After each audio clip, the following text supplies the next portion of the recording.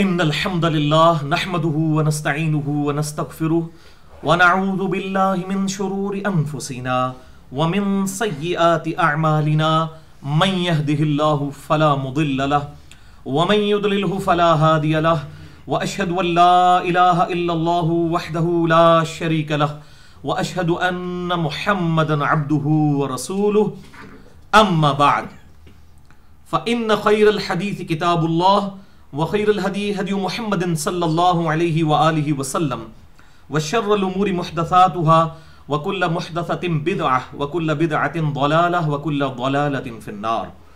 أعوذ بالله السميع العليم من الشيطان الرجيم من همزه ونفخه ونفثه. بسم الله الرحمن الرحيم. رب اشرح لي صدري ويسر لي أمري واحلل عقدة من لساني يفقهوا قولي. ربنا آتنا من لدنك رحمة وهيئ لنا من أمرنا رشدا. أعوذ بالله من الشيطان الرجيم. بسم الله الرحمن الرحيم. إن الله وملائكته يصلون على النبي يا أيها الذين آمنوا صلوا عليه وسلموا تسليما. اللهم صل على محمد وعلى آل محمد كما صليت على إبراهيم وعلى آل إبراهيم إنك حميد مجيد. اللهم بارك على محمد وعلى آل محمد كما باركت على إبراهيم وعلى آل إبراهيم إنك حميد مجيد.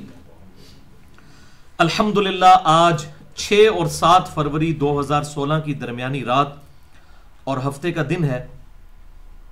انشاءاللہ تعالی ہماری آج کی یہ ایکسکلوسیو نشست جو ہے وہ کوسچن اینڈ آنسر سیشن سے ریلیٹڈ ہے، اور اس حوالے سے یہ ہماری دوسری نشست آج انشاءاللہ منعقد ہوگی، جو ہماری ویب سائٹ اہل سنت پاک .com پر مسئلہ نمبر 110B کے عنوان سے پارٹ نمبر 2 انشاءاللہ اپلوڈ ہوگی.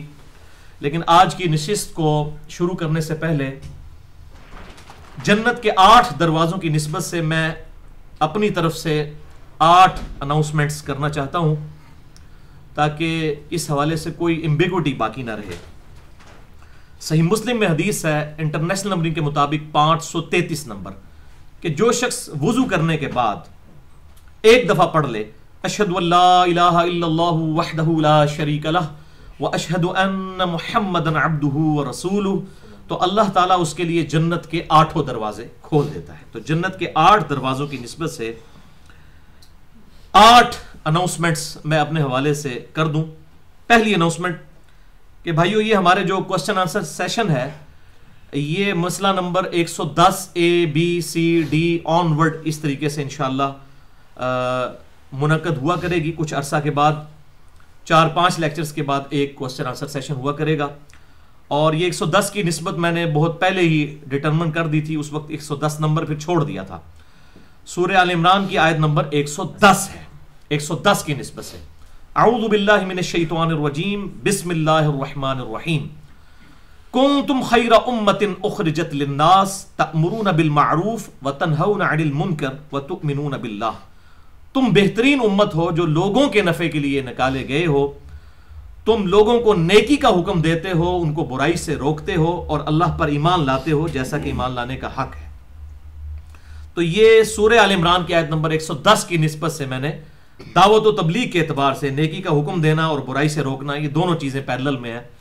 ان نشستوں کی جو ہیڈنگز ہیں وہ 110 کے نام سے الحمدللہ اسی حوالے سے رکھی تھی، تاکہ لوگوں کو ایک علمی شغف جو ہے وہ پیدا ہو. اور میں اس کو اپنی زبان میں کہتا ہوں کہ سنی اور ٹنی کا فرق پتہ چلے. ایک ہے سن سنا کے سنی بغیر کسی دلیل کے، اس کو میں کہتا ہوں سن سنا کے سنی. ٹنی، ٹن کہتے ہیں جس کی ہوش کوئی نہ رہے، تو یہ ٹنی ہے.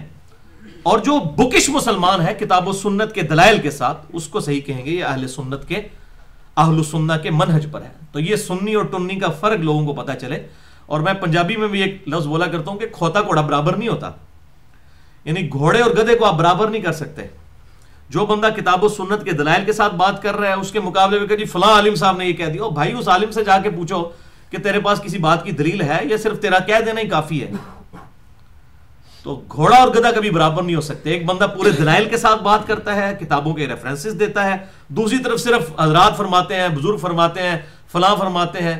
تو یہ گھوڑا گدھا برابر نہیں ہو سکتے. یہ سارے ٹنی ہیں. اور الحمدللہ ہم سنی ہیں منہج کے پوائنٹ آف ویو سے، نہ کہ فرقے کے طور پر. فرقہ واریت تو اسلام میں حرام ہے. دوسری اناؤنسمنٹ اسی حوالے سے کہ ہماری جب پہلی نشست مسئلہ نمبر 110A ریکارڈ ہوئی تھی تو اس کے حوالے سے مجھے فیڈ بیک ملی تھی کہ یہ جو ہماری نشستیں ہیں ان میں جو سوالات کرنے والے ہیں وہ ڈائریکٹ سوال کر رہے ہوتے ہیں، تو بعض اوقات سوال کی ریکارڈنگ اس میں نہیں آتی. تو اس کا حل اب یہ نکالا گیا ہے کہ چٹ کے اوپر کوسچن لکھ کے دیں، میں اس چٹ کو پڑھوں تاکہ وہ سوال جو ہے وہ ریکارڈنگ کے اندر آ جائے، اس کی آواز بھی ریکارڈ ہو جائے تو لوگوں کو پتہ چل جائے کہ اس حوالے سے کیا سوال ہوا ہے. باقی جو میری ذات سے ریلیٹڈ جو چیزیں ہیں علماء کرائم کی طرف سے، مجرم علماء کی طرف سے جو الزامات لگائے گئے ہیں اس پہ میری علیحدہ سے نشستیں پوری ڈیٹیل 6.5-7 گھنٹے کی مسئلہ نمبر 124A B C اور D ریکارڈ ہو چکی ہیں. تو الگ سے بھی انشاءاللہ تعالی ایک میرا پرسنل انٹرویو بھی مسئلہ نمبر 110 کا ہی کسی ایک ورژن C D یا E F تک کوئی نہ کوئی انشاءاللہ 1-to-1 انٹرویو بھی اس حوالے سے ریکارڈ ہو جائے گا. اناؤنسمنٹ نمبر 3 کہ بھائیوں مجھ سے ای میل پہ بھی سوال کیا جا سکتا ہے. mirza_95@yahoo.com میرا ای میل ایڈریس ہے جس پہ میں روزانہ درجنوں اور بسا اوقات سینکڑوں ای میلز کے جواب فرقہ واریت کی لعنت سے بالاتر ہو کر دیتا ہوں، اور اکثر سوالات کے جوابات میں اپنے لیکچرز کے لنکس ہی بھیج دیتا ہوں، کیونکہ ایک سوال کا جواب دینا ایک پنڈورا باکس کھولنے والی بات ہے. مثلا اگر مجھ سے کوئی پوچھتا ہے کہ جی مسئلہ علم غیب کا اختلاف کیا ہے، تو بھائیوں یہ ایک لائن میں تو جواب نہیں دیا جا سکتا، اس کے اوپر تو اتنی بڑی تفریق ہے. تو میں نے اس کے اوپر کم از کم 3 گھنٹے کا لیکچر 2 نشستوں میں ریکارڈ کروائے ہیں مسئلہ نمبر 6A اور 6B کے عنوان سے. تو اکثر جو اختلافی مسائل ہیں اس پہ میرے لیکچرز ریکارڈ ہو چکے ہیں، 150 سے زیادہ لیکچرز ہیں. الحمدللہ اس وقت آپ گوگل پہ دنیا میں کہیں سے بھی میرے لیکچر کا نمبر لکھیں گوگل میں جا کے، مثلا آپ اگر لکھتے ہیں مسئلہ نمبر 130 تو اس کے سپیلنگ لکھیں 130 مسئلہ MAS اور آگے کوما اور ALAH، یہ سپیلنگ آپ لکھیں. ایون MAS بھی لکھ دیں تو آپ کو انشاءاللہ تعالی مسئلہ نمبر 130 اس پہ مل جائے گا. ایک تو ہماری ویب سائٹ پہ بھی آپ سرچ کا بٹن جو ہے رائٹ کارنر پہ بنا ہوا ہے، گوگل میں بھی جا کے لکھیں تو آپ صرف یہ اتنا یونیک ہے مسئلہ یعنی سوال جو ہے. تو اس پہ الحمدللہ ایک منفرد کام ہے، اور اس حوالے سے میرے علم کی حد تک جو مسلمانوں کے درمیان کنٹراورشل ایشوز ہیں کسی نے بھی اس کے اوپر ابھی تک وہ کام نہیں کیا، جو الحمدللہ ہماری ویب سائٹ کے ذریعے پوری دنیا کے اندر دعوت و تبلیغ کا کام شروع ہو چکا ہے.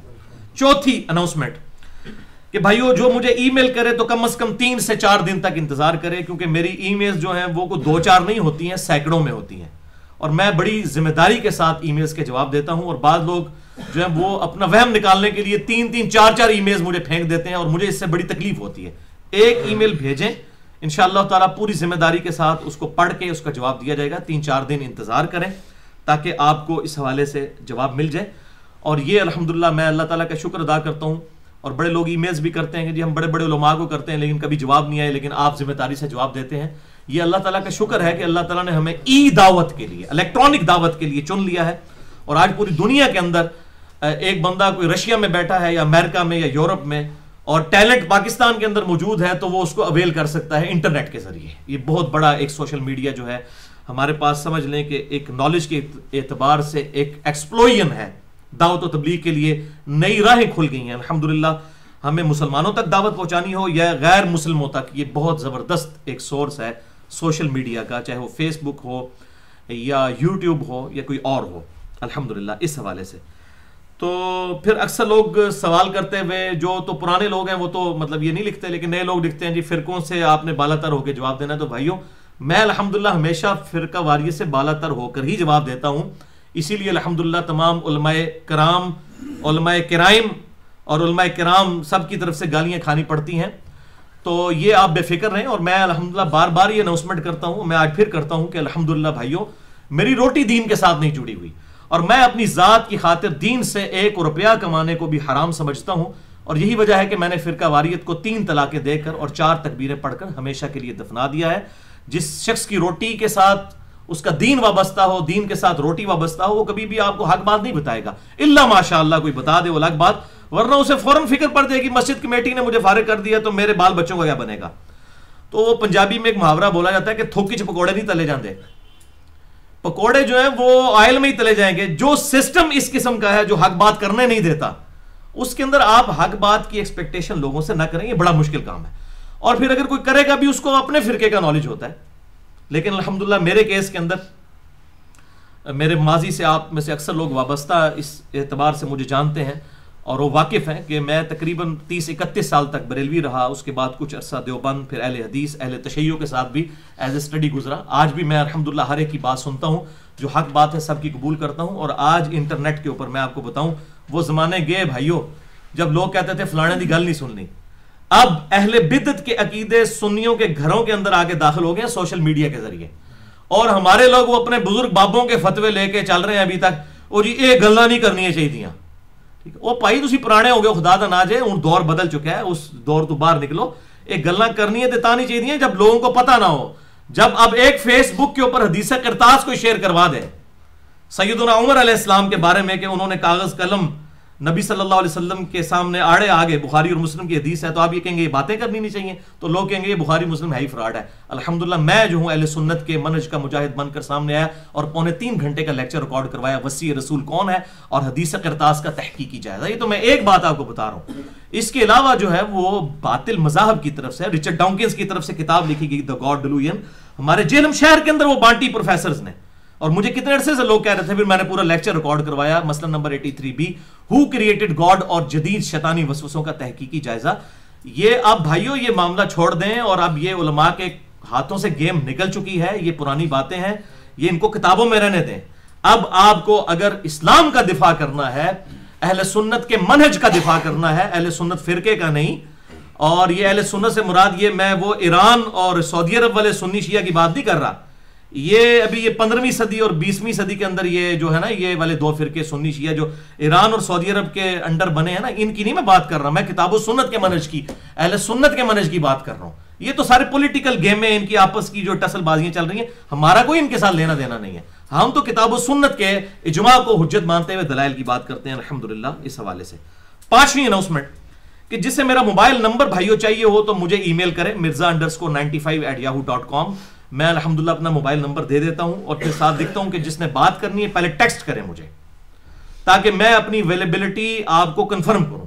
بعض اوقات لوگ کرتے رہتے ہیں، میں نماز کی حالت میں درس دے رہا ہوں، لوگ کہتے ہیں تسی فون ہی نہیں چک دے. اور بھائی پہلے چیک تو کریں نا، آپ بدگمانی کرنے کی بجائے مجھے ٹیکسٹ کریں، میں آپ کو انشاءاللہ جواب دوں گا. لیکن ٹیکسٹ کے اوپر میں سوالات کے جوابات نہیں دیتا کہ جی آپ مجھے اتنی لمبی ٹیکسٹ پھینک دیں کہ جی میں آپ کو حوالے دینا شروع کر دوں. یہ کام میں نہیں کرتا. صرف جس نے بات کرنی ہے فون نمبر کے اوپر بات کرے. باقی رہا واٹس ایپ یا اسکائپ، یہ اس قسم کی بلائیں میں استعمال نہیں کرتا، نہ میں متحمل ہوں کہ اس قسم کی چیزیں میں استعمال کر سکوں. اس لیے میرا جو معاملہ ہے وہ صرف جو ہے وہ ٹیلی فون کال تک ہے. اور جو لوگ فضول بحثیں کرتے ہیں میں ان کے فون پہ جواب بھی نہیں دیتا، کیونکہ پہلے بھی میرے ساتھ 1-2 دفعہ ہو چکا ہے کہ میں نے کسی کو فون پہ کوئی بات سمجھائی، لوگوں نے بیچ میں سے ٹکڑے کاٹ کے ان کے ٹکڑے اپلوڈ کر کے اور وہ اپنا لقمہ اس کے منہ میں ڈالنا شروع کر دیا. اس لیے میں نے جناب تقریباً 1 سال سے میری یہ روٹین ہے کہ فون کے اوپر کوئی ایسی بات جس کو لوگ نیگیٹیولی لے سکتے ہیں میں سوال کا جواب ہی نہیں دیتا. اور میں پھر کہہ دیتا ہوں کہ بھائی میرا فلاں لیکچر سن لیں، میں نے اپنی ریکارڈنگ کروا دی ہے. خصوصاً جو شیعہ سنی کنفلکٹ کے اوپر ہر طرف سے مصیبت کھڑی کی ہوئی ہے لوگوں نے، تو میں ان سوالات کے جوابات ویڈیو میں بڑی ڈیٹیل کے ساتھ خلافت و ملوکیت کے حوالے سے ریکارڈ کروا چکا ہوں. اور یہ بعض لوگ جو ہیں وہ پھر کہتے ہیں جی دیکھو جی علی فلاں فون کال کے اندر بھاگ گیا، فلاں مناظرے میں بھاگ گیا. وہ بھاگ گیا کدھر بھائی میرے؟ میں نے تو یہ 150 حدیثیں لکھ کے عربی کے اندر اور اردو کے اندر، یا پرنٹنگ بھی آ گئی الحمدللہ 72 احادیث کے ٹائٹل سے 150 حدیثیں عربی کے اندر بھی اور اردو کے اندر بھی. عربی والا بھی ان کا حیضہ میں نے نکال دیا، عربی میں پہلے لکھا ہے، اور انٹرنیشنل پمفلٹ انگلش میں بھی آنے والا ہے انشاءاللہ تعالیٰ. تو یہ تو میں نے یہ سارے معاملات کھول دیے.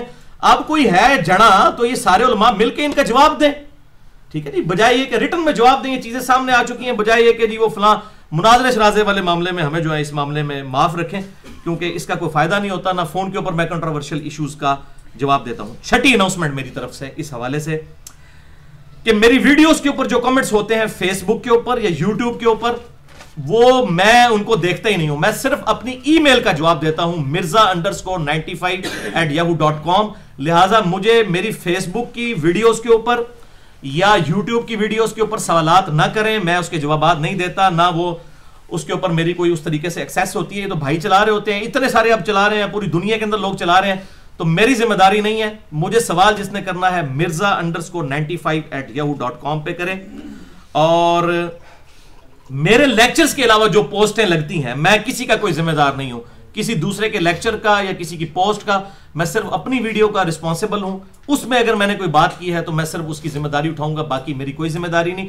اسی طریقے سے ہماری طرف سے کوئی میرا جو ہے وہ اللہ اور اس کے رسول عز و جل و صلی اللہ علیہ وسلم کی محبت سے چاہنے والا میری طرف سے کسی کو گالی گلوچ کر دے یا میری طرف سے کوئی گندے کمنٹس کر دے کسی کے بارے میں، میری کوئی ذمہ داری نہیں میرے بھائیوں.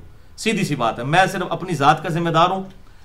تو اور آج کل تو ایسے شرارتی لوگ ہیں کسی کو بدنام کرنے کے لیے بھی یہ کر سکتے ہیں، یہ تو میڈیا کا دور ہے. میرے متھے اس طرح کی لوگ چیزیں لگا دیتے ہیں. میں کسی کے کمنٹس کا ذمہ دار نہیں ہوں سوائے اپنی ویڈیوز کے. اور اس میں جو خصوصاً مجھ سے محبت رکھتے ہیں لوگ اللہ اور اس کے رسول عز و جل و صلی اللہ علیہ وسلم کی نسبت سے، ان کو بھی کہوں گا کہ کسی کو اس کی غلطی کے اوپر آر مت دلائیں اگر اس نے توبہ کر لی ہے. اگلے دن ابھی کسی مولوی صاحب نے جو کچھ عرصہ پہلے تک جو ہے وہ سیدنا علی کو مولا علی کہتے ہوئے وہ اس کو کہتے تھے شرک ہے، تو ان کو پتہ ہی نہیں تھا کہ مولا کے دو معنی ہیں، ایک مشکل کشا کے اور ایک دلی محبوب کے، جو حدیث متواتر ہے جامع ترمذی کے اندر، مسند امام احمد اور باقی کتابوں میں، من کنت مولاہ فہذا علی مولاہ، جس کا جگری یار میں ہوں، جس کا جگری یار علی ہے. تو اس کو مولا علی کہنے کو شرک کہتے تھے اور وہ پتہ نہیں شیعہ کے رد کے اندر کیا کیا باتیں کرتے تھے. آج ان مولویوں کو بھی میں سن رہا ہوں کہ وہ بھی مولا علی کا لفظ استعمال کر رہے ہیں. اور اسی طریقے سے کل تک وہ یزید کو رحمت اللہ علیہ کہتے تھے، آج کہتے ہیں ہم یزید سے محبت نہیں کرتے. تو بڑی خوشائن بات ہے. لیکن میرے چاہنے والے چند جو انہوں نے نیچے کمنٹس کیے، ہاں جی اب علی بھائی کے لیکچر سن کے تسی بھی مولا علی کہنا شروع کر دیتا ہے، پہلے تو تسی کہندے سو جناب. اور واقعی وہ مولوی اس حد تک متعصب تھا کہ اس نے ایک دفعہ کہہ دیا کہ وہ کسی کلپ شیعہ کا لگایا نا کہ علی نہ خدا ہے نہ خدا سے جدا ہے نعوذ باللہ من ذالک، تو کہتا ہے پھر دسو علی کیڑی بلاو ہے. اندازہ کرو، یہ اس قسم کی منحوس قسم کی یہ باتیں کرتا تھا. تو اب اللہ نے اس کو ہدایت دے دی ہے الحمدللہ. تو ہمیں تو خوشی کی بات ہے کہ سعودی عرب میں رہتے ہوئے بھی اس کو ہدایت مل گیا، اور اس کو مطلب وہ تنخواہیں اس نے شکر ہے وہ حلال کرنے کے چکر کے اندر یہ معاملہ نہیں کیا ہے. تو میں تو اپریشیٹ کرتا ہوں. تو اس کو اس کی غلطی کے اوپر آر مت دلائیں کہ بھئی علی بھائی کے واقعی یہ حقیقت ہے. بھائی لوگ گھاس نہیں کھاتے، لوگ روٹی کھاتے ہیں. لوگوں کو پتہ ہے کہ کیا ہو رہا ہے کس کی وجہ سے، لوگوں کو پتہ ہے، بتانے کی ضرورت نہیں ہے. کیونکہ بعض کا تعصب پھر کسی میں آ جاتا ہے، ہو سکتا ہے پھر وہ ریورس گیئر لگا لے. تو ہم یہ نہیں چاہتے. ہم اپریشیٹ کرتے ہیں اگر کسی کو پہلے اس کے بزرگ بابوں نے غلط چیزیں بتائی تھی، اب توبہ کی توفیق ملی ہے، تو ہمیں اپریشیٹ کرنا چاہیے کہ ماشاءاللہ آپ نے اچھا کیا، ہم آپ کے ساتھ کھڑے ہیں، بجائے کہ کسی کو آر دلانا شروع کر دیں. اس سے پھر وہ جو ایک نیگیٹو انٹینشن ہے، نیگیٹو سائیکالوجی پیدا ہو جاتی ہے. تو میں اس حوالے سے کسی کو اجازت نہیں دوں گا کہ میرے دفاع میں کسی کو گالی گلوچ کرے. میری کوئی ذمہ داری نہیں، اور نہ میرے اوپر کوئی تھوپے. اور آج میڈیا کے دور کے اندر تو لوگ اپنی طرف سے بنا کے بھی چیزیں جو دوسروں پہ تھوپنا شروع کر دیتے ہیں. 7ویں اناؤنسمنٹ میری طرف سے کہ بھائیو، مجھ سے اگر کسی نے سوال کرنا ہے تو وہ کبھی مجھے کسی کی ویڈیو نہ بھیجے، ویڈیو لنک نہ بھیجے. میرے پاس اتنا ٹائم نہیں ہوتا. زیادہ سے زیادہ آپ کوئی حدیث جے پی جی کی فارم کے اندر بھیج سکتے ہیں، یا آپ کوئی چیز جو ہے وہ پی ڈی ایف کی فارم میں کوئی حدیث مجھ سے پوچھنی ہے وہ ضرور اٹیچ کر کے بھیج دیں. ویڈیوز دیکھنے کا میرے پاس ٹائم نہیں ہوتا. آپ جو سوال جو ہے وہ ریٹن فارم میں رکھیں mirza_95@yahoo.com. تو اس پہ میں انشاءاللہ تعالیٰ جوابات دوں گا. اور اگر کسی نے ملاقات کرنے کے لیے ای میل ڈالی ہے، میں ملاقات بھی کرتا ہوں، لیکن مناظروں کے لیے نہیں. مجھ سے پہلے موضوع آپ نے ڈسکس کرنا ہوگا کس موضوع پہ ملاقات، کیونکہ لوگ شرارت کے لیے بھی آتے ہیں، اور آپ کو پتہ ہے آج کل کس قسم کی صورتحال ہے. تو ہر بندے کے ساتھ ملاقات نہیں ہوتی. ریفرنس کے بعد جو ہے وہ میں ملاقات کرنے کے لیے تیار ہوتا ہوں. لہٰذا میری پیشگی معذرت اس حوالے سے جو ہے وہ قبول فرما لیں. اور آخری اور 8ویں اناؤنسمنٹ اس حوالے سے کہ میرے کوسچن آنسر سیشنز بھائیوں چونکہ اوپن کوسچن آنسر سیشن ہوتے ہیں، لہٰذا اس کا حسن ہی یہی ہے کہ میں فی البدی گفتگو کروں. اور جب فی البدی گفتگو کروں گا، پری پلان گفتگو نہیں ہوگی، تو میرے پاس حدیثوں کے نمبر بھی نہیں لکھے ہوئے ہوں گے. بعض مجھے زبانی یاد ہوتے ہیں، بعض کا نہیں. لیکن الحمدللہ باقی مولویوں والا صاحب نہیں ہوگا کہ وہ بغیر ریفرنس کے ہی نمبر مطلب حدیث بول دیتے ہیں. میں ضرور اتنا بتا دوں گا کہ یہ بخاری میں ہے، مسلم میں ہے. یہ اتنی الحمدللہ میری یادداشت ہے کہ مجھ سے سینکڑوں سوالات بھی کیے جائیں اس حوالے سے، تو مجھے یہ ضرور پتا ہوتا ہے الحمدللہ اللہ کے فضل سے کہ یہ حدیث کس کتاب کے اندر موجود ہے. تو میں کتاب کا حوالہ دوں گا، اور کسی کا نمبر یاد ہے تو میں دے دوں گا. ادروائز انشاءاللہ پوری ذمہ داری کے ساتھ میں سوالات کے جوابات دیتے ہوئے ریفرنس دوں گا، قرآنی آیات کے بھی اور احادیث کے بھی. اور ایک خوشخبری بھی اس حوالے سے سن لیں. مجھے کافی لوگ ایمفسائز کر رہے تھے، تو اب میں نے ارادہ کیا کہ میرے جتنے بھی لیکچرز ہیں سینکڑوں کی تعداد میں، مسئلہ نمبر 1 2 3 4 5 6، تو ان کو ریٹن فارم میں مکمل طور پر لانے کے لیے تو زندگیاں چاہیے. میرا حیات النبی کا صرف لیکچر 2 گھنٹے کا اگر لکھیں 500 صفحوں کا بنتا ہے.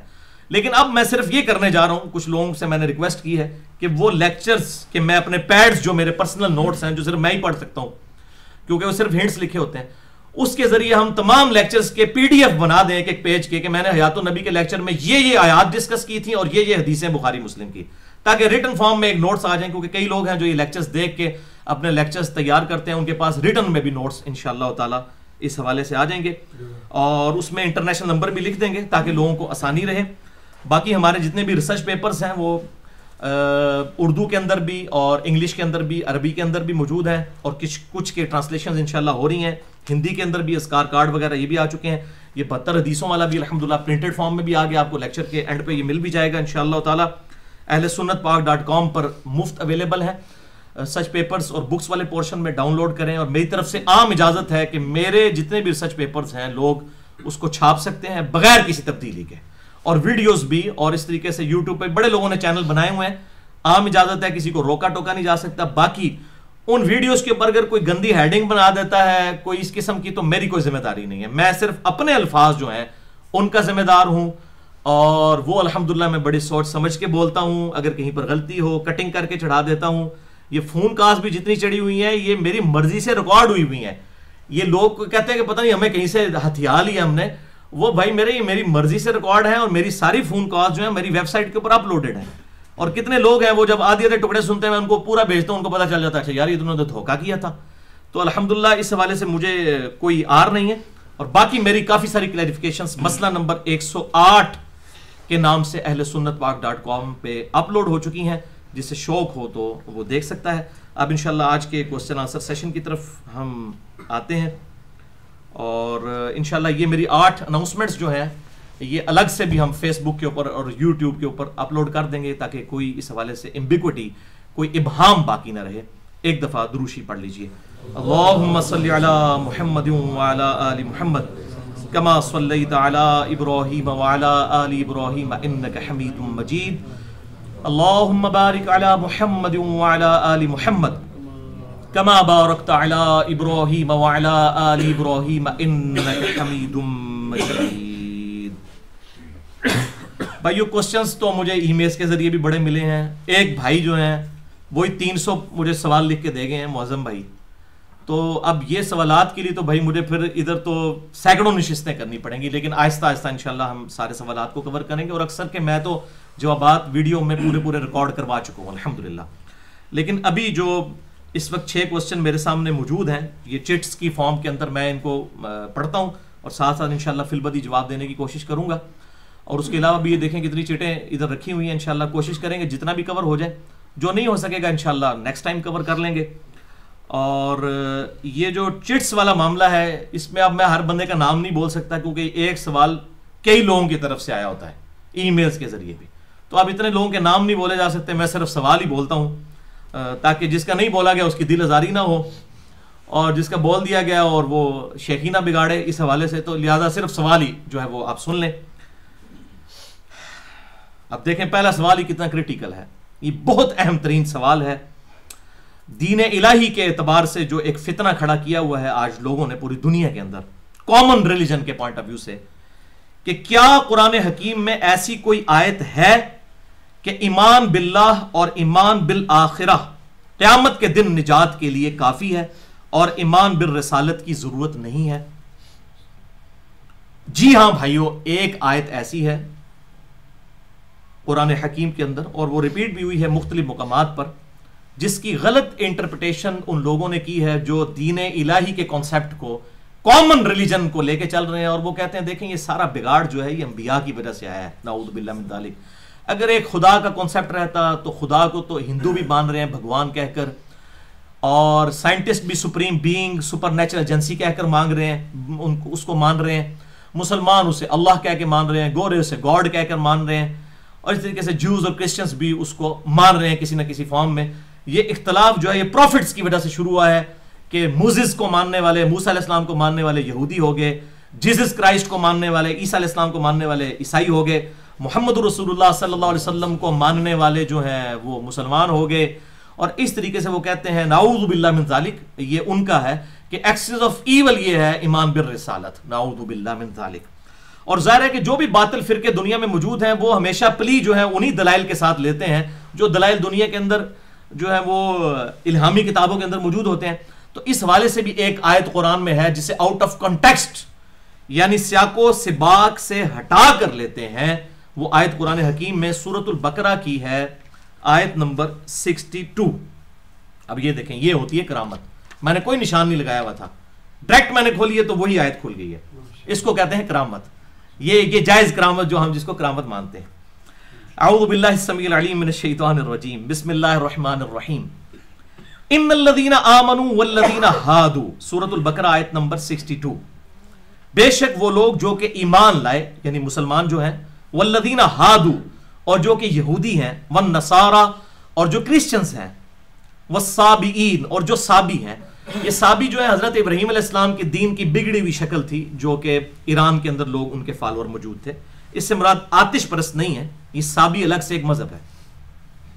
من آمن باللہ, جو کوئی بھی ایمان لے آئے اللہ پر, والیوم الآخر اور آخرت پر, وعمل صالحا اور وہ نیک اعمال اختیار کر لے, فلہم اجرہم عند ربہم تو ایسوں کے لیے پھر ان کے رب کے ہاں اجر ہے, ولا خوف علیہم اور انہیں کوئی بھی خوف نہیں ہوگا, ولا ہم یحزنون اور نہ انہیں کوئی غم ہوگا.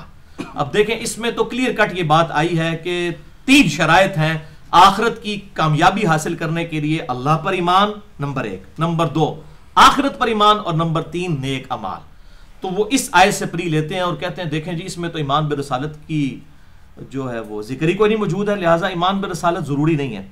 اب ہمارے بھولے بھائی کیا کر رہے ہوتے ہیں, وہ صحیح مسلم سے حدیث پیش کر رہے ہوتے ہیں کتاب الایمان سے کہ آپ صلی اللہ علیہ وسلم نے فرمایا جس یہودی اور عیسائی نے میرے بارے میں سن لیا کہ میں اللہ کا پیغمبر ہوں اور وہ مجھ پر ایمان نہ لایا تو وہ دوزخ میں جائے گا.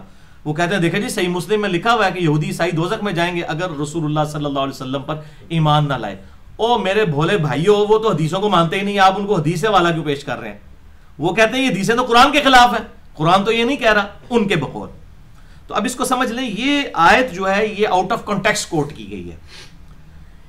یہ بنی اسرائیل کے ساتھ اللہ تعالیٰ کا خطاب ہے تقریباً 9 رکوعوں کے اوپر, جو کہ 5ویں رکوع سے سٹارٹ ہوتا ہے سورۃ البقرہ کے. اور اس کے سٹارٹ میں ہی یہ بات آ گئی ہے کہ اے یہودیو, پرٹیکولرلی اہل کتاب, کہ ایمان لے آؤ اس کتاب کے اوپر جو ہم نے اپنے بندے خاص محمد رسول اللہ صلی اللہ علیہ وسلم پر نازل کی. اور سب سے پہلے تم تو کفر نہ کرو اس کتاب کا, یعنی تمہیں تو پتہ ہے کہ تورات اور انجیل کے اندر اس کی پریڈکشنز پروفیسیز موجود ہیں. تو ایمان بالرسالت کا ذکر تو اس پوری گفتگو کے سٹارٹ میں ہو چکا ہے کہ رسول اللہ صلی اللہ علیہ وسلم پر ایمان لاؤ, اس کتاب کے اوپر ایمان لاؤ. اب یہاں پر جو ہے یہ کانٹیکسٹ کے ساتھ ایمان بالرسالت کا پہلے ذکر ہو چکا اور یہ ذکر آگے آیا ہے. ایک تو یہ جواب. دوسرا یہ ہے کہ یہ جتنے بھی نبیوں کے ماننے والے لوگ ہیں اپنے اپنے ادوار کے اندر تو سب مسلمان تھے. یہودی اس وقت تک تو مسلمان تھے جب تک کہ حضرت عیسیٰ علیہ السلام مبعوث نہیں ہوئے ان میں اور انہوں نے عیسیٰ علیہ السلام کا انکار نہیں کیا. اس سے پہلے تو یہودی مسلمان تھے. جب عیسیٰ علیہ السلام کا انکار کیا تو وہ کافر ہو گئے. پھر حضرت عیسیٰ علیہ السلام کے جو ماننے والے مسلمان ہی تھے. جب محمد رسول اللہ صلی اللہ علیہ وسلم دنیا میں تشریف لائے تو جو لوگ ان کو مان لیا وہ مسلمان باقی رہے, باقی لوگ پھر کافر ہو گئے کیونکہ انہوں نے ایک اور پیغمبر کا انکار کر دیا. لہٰذا اپنے اپنے ادوار میں تو سب کے سب لوگ مسلمان ہی رہے, لیکن جو پیغمبر آتے گئے جو انکار کرتا گیا وہ الگ ہوتا گیا. تو یہ بھی اس اعتبار سے اس کانٹیکسٹ میں بھی اس بات کو سمجھنے کی کوشش کریں. ایمان بالرسالت کا پہلے بھی ذکر ہو چکا ہے اور یہ آؤٹ آف کانٹیکسٹ بھی کوٹ ہوا ہے. اس کو آپ اس مثال سے سمجھیں کہ میں کہتا ہوں جی ڈاک خانے میں ٹیلی فون اور بجلی کے بل جو ہیں وہ صبح 9 سے لے کر 5 بجے تک جمع ہوتے ہیں سپوز. تو آپ اتوار والے دن پہنچ جاتے ہیں صبح 9 بجے, 10 بجے تک انتظار کرتے ہیں. آپ کہتے ہیں جی علی بھائی نے کہا تھا یہ جمع ہوتے ہیں بل, تو یہ تو کھلا ہی نہیں ہے ڈاکخانہ.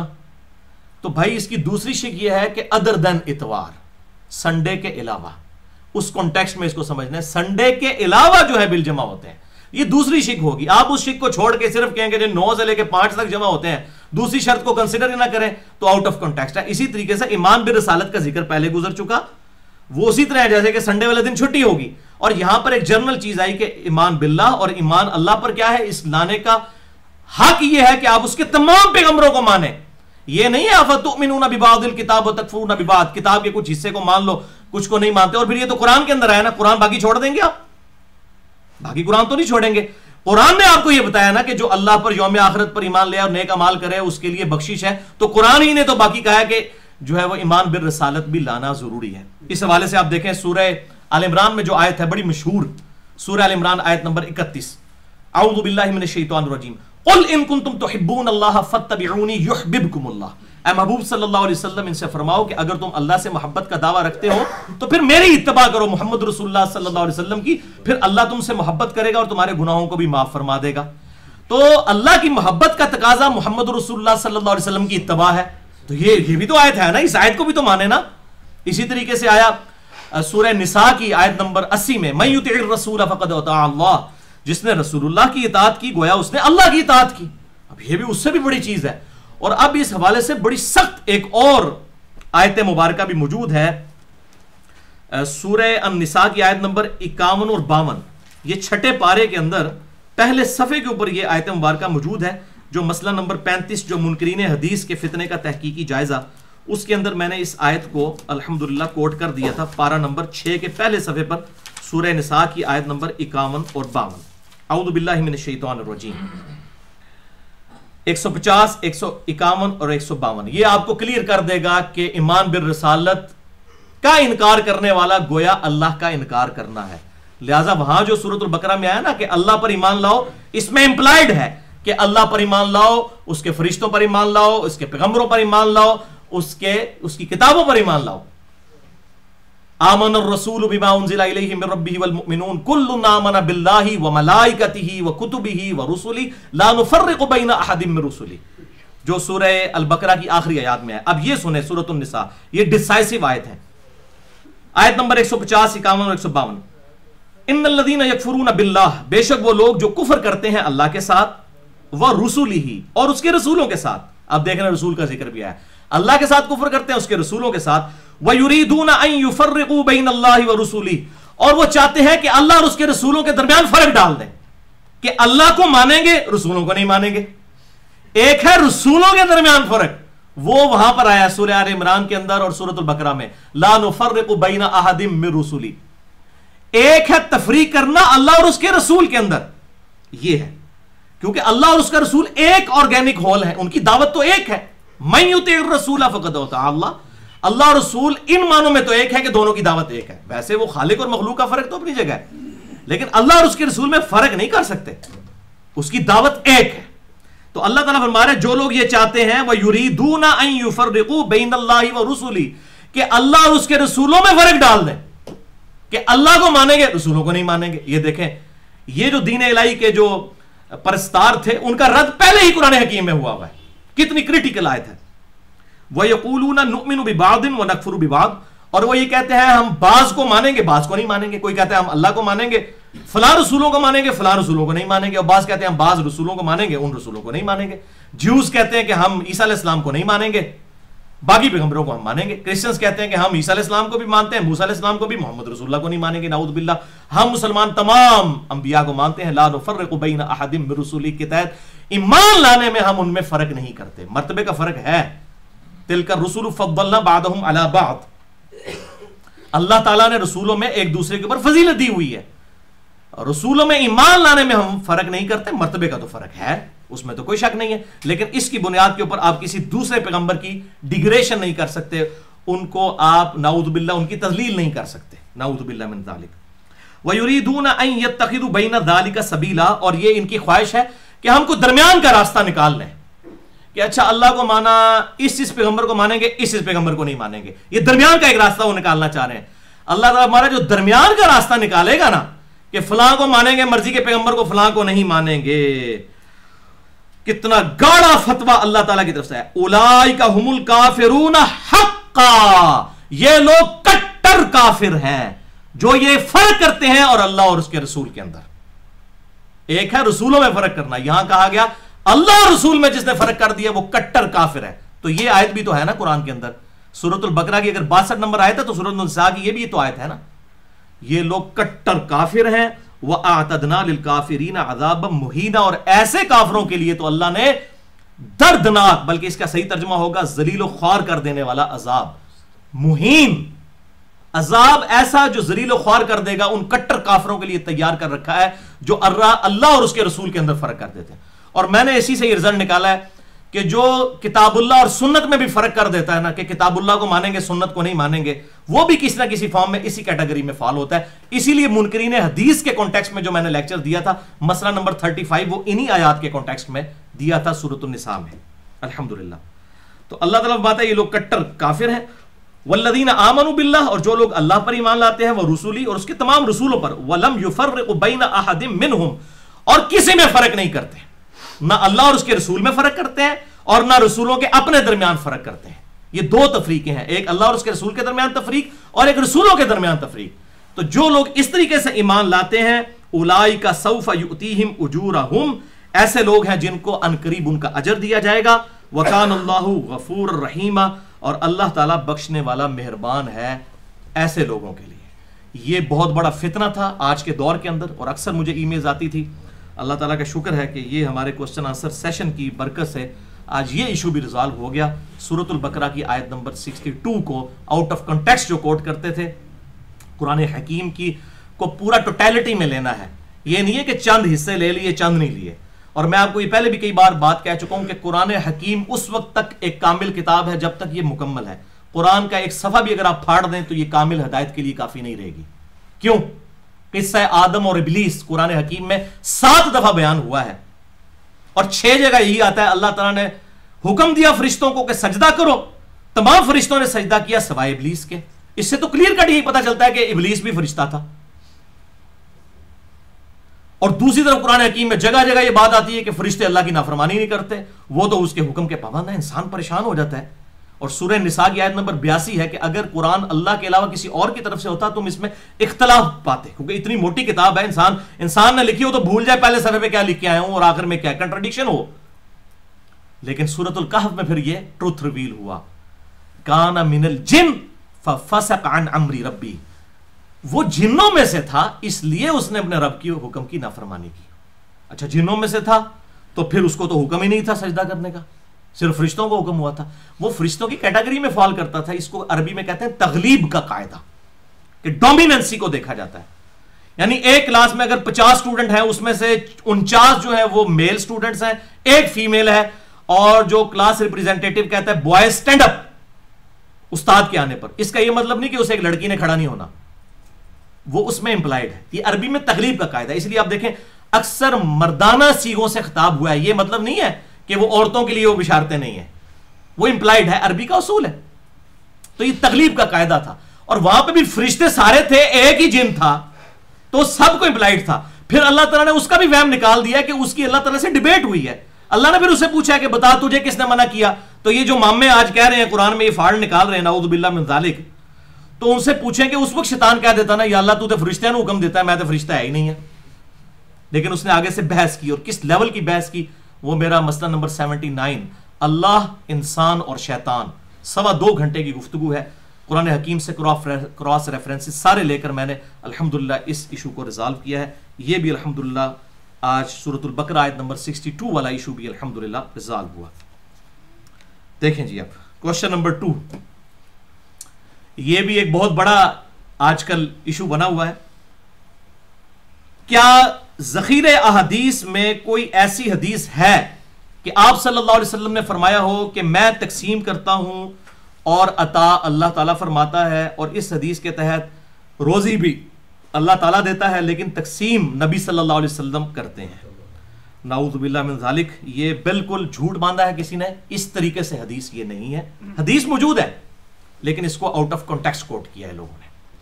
یہ بھائیو یہ والی جو حدیث ہے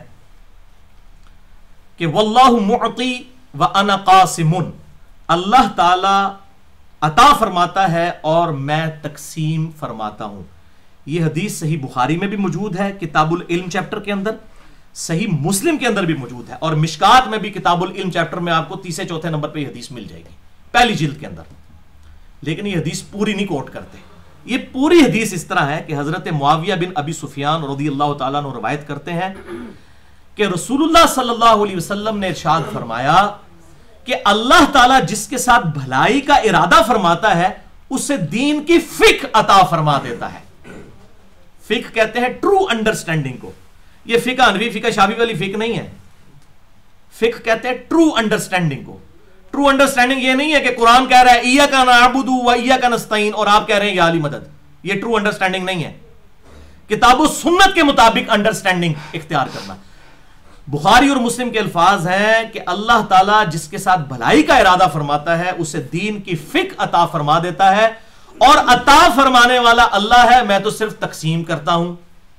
کیا مطلب؟ کہ اللہ تبارک و تعالیٰ جس کے ساتھ بھلائی کا ارادہ فرماتا ہے اسے دین کی سمجھ عطا فرما دیتا ہے. یہ تو اللہ عطا فرماتا ہے کسی کو دین سمجھ آ جائے, اور میں دین صرف تقسیم کرتا ہوں. یعنی on the behalf of Almighty اللہ, مجھے اللہ تعالیٰ نے دنیا میں ٹرو ریپریزنٹیٹیو اپنا بنایا ہے. دین اسلام میں سکھاؤں گا, باقی توفیق کے کسی کو بات سمجھ آ جائے یہ اللہ کی طرف سے. اب اندازہ کریں, احمد بریلوی صاحب نے پورا شعر لکھ دیا, رب ہے معطی یہ ہے قاسم, رزق اس کا ہے کھلاتے یہ ہے. اب معطی اور قاسم کا لفظ اسی سے اٹھایا, بخاری اور مسلم سے اٹھایا. لیکن میں اکثر کہتا ہوں آدھا سچ بڑا خطرناک ہوتا ہے.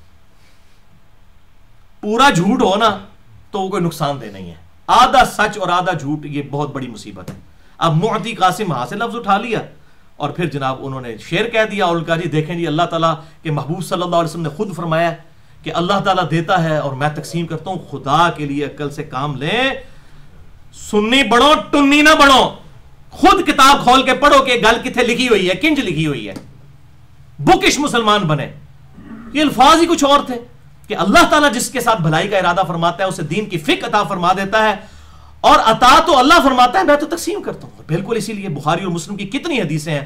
صحابہ اکرام علیہم رضوان سے جب آپ صلی اللہ علیہ وسلم سوال کرتے تھے تو وہ اکثر سوالات کے جوابات میں کیا کہتے تھے؟ واللہ ورسولہ اعلم, اللہ اور اس کا رسول بہتر جانتے ہیں. ظاہر ہے اللہ اور اس کا رسول ہی بہتر جانتے ہیں, انہوں نے دین سکھانا ہے.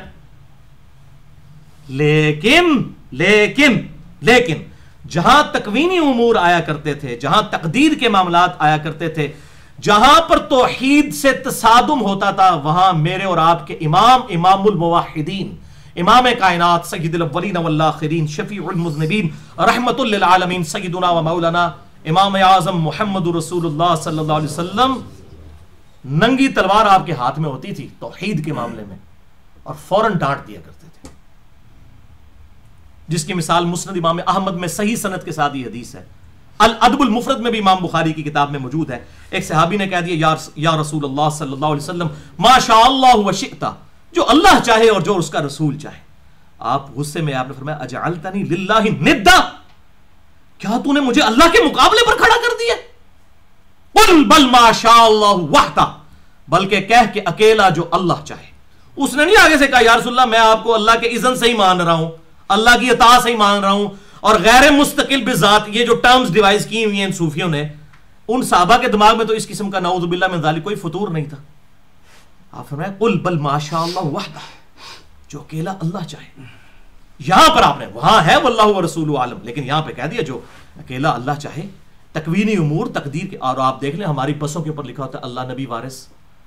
اندازہ کریں, ٹھیک ہے. اور لوگ اکثر دعا دے رہے ہوتے ہیں اللہ اور اس کے رسول کے حوالے, نعوذ باللہ من ذالک. اس سے بڑا کوئی گستاخ رسول نہیں ہے.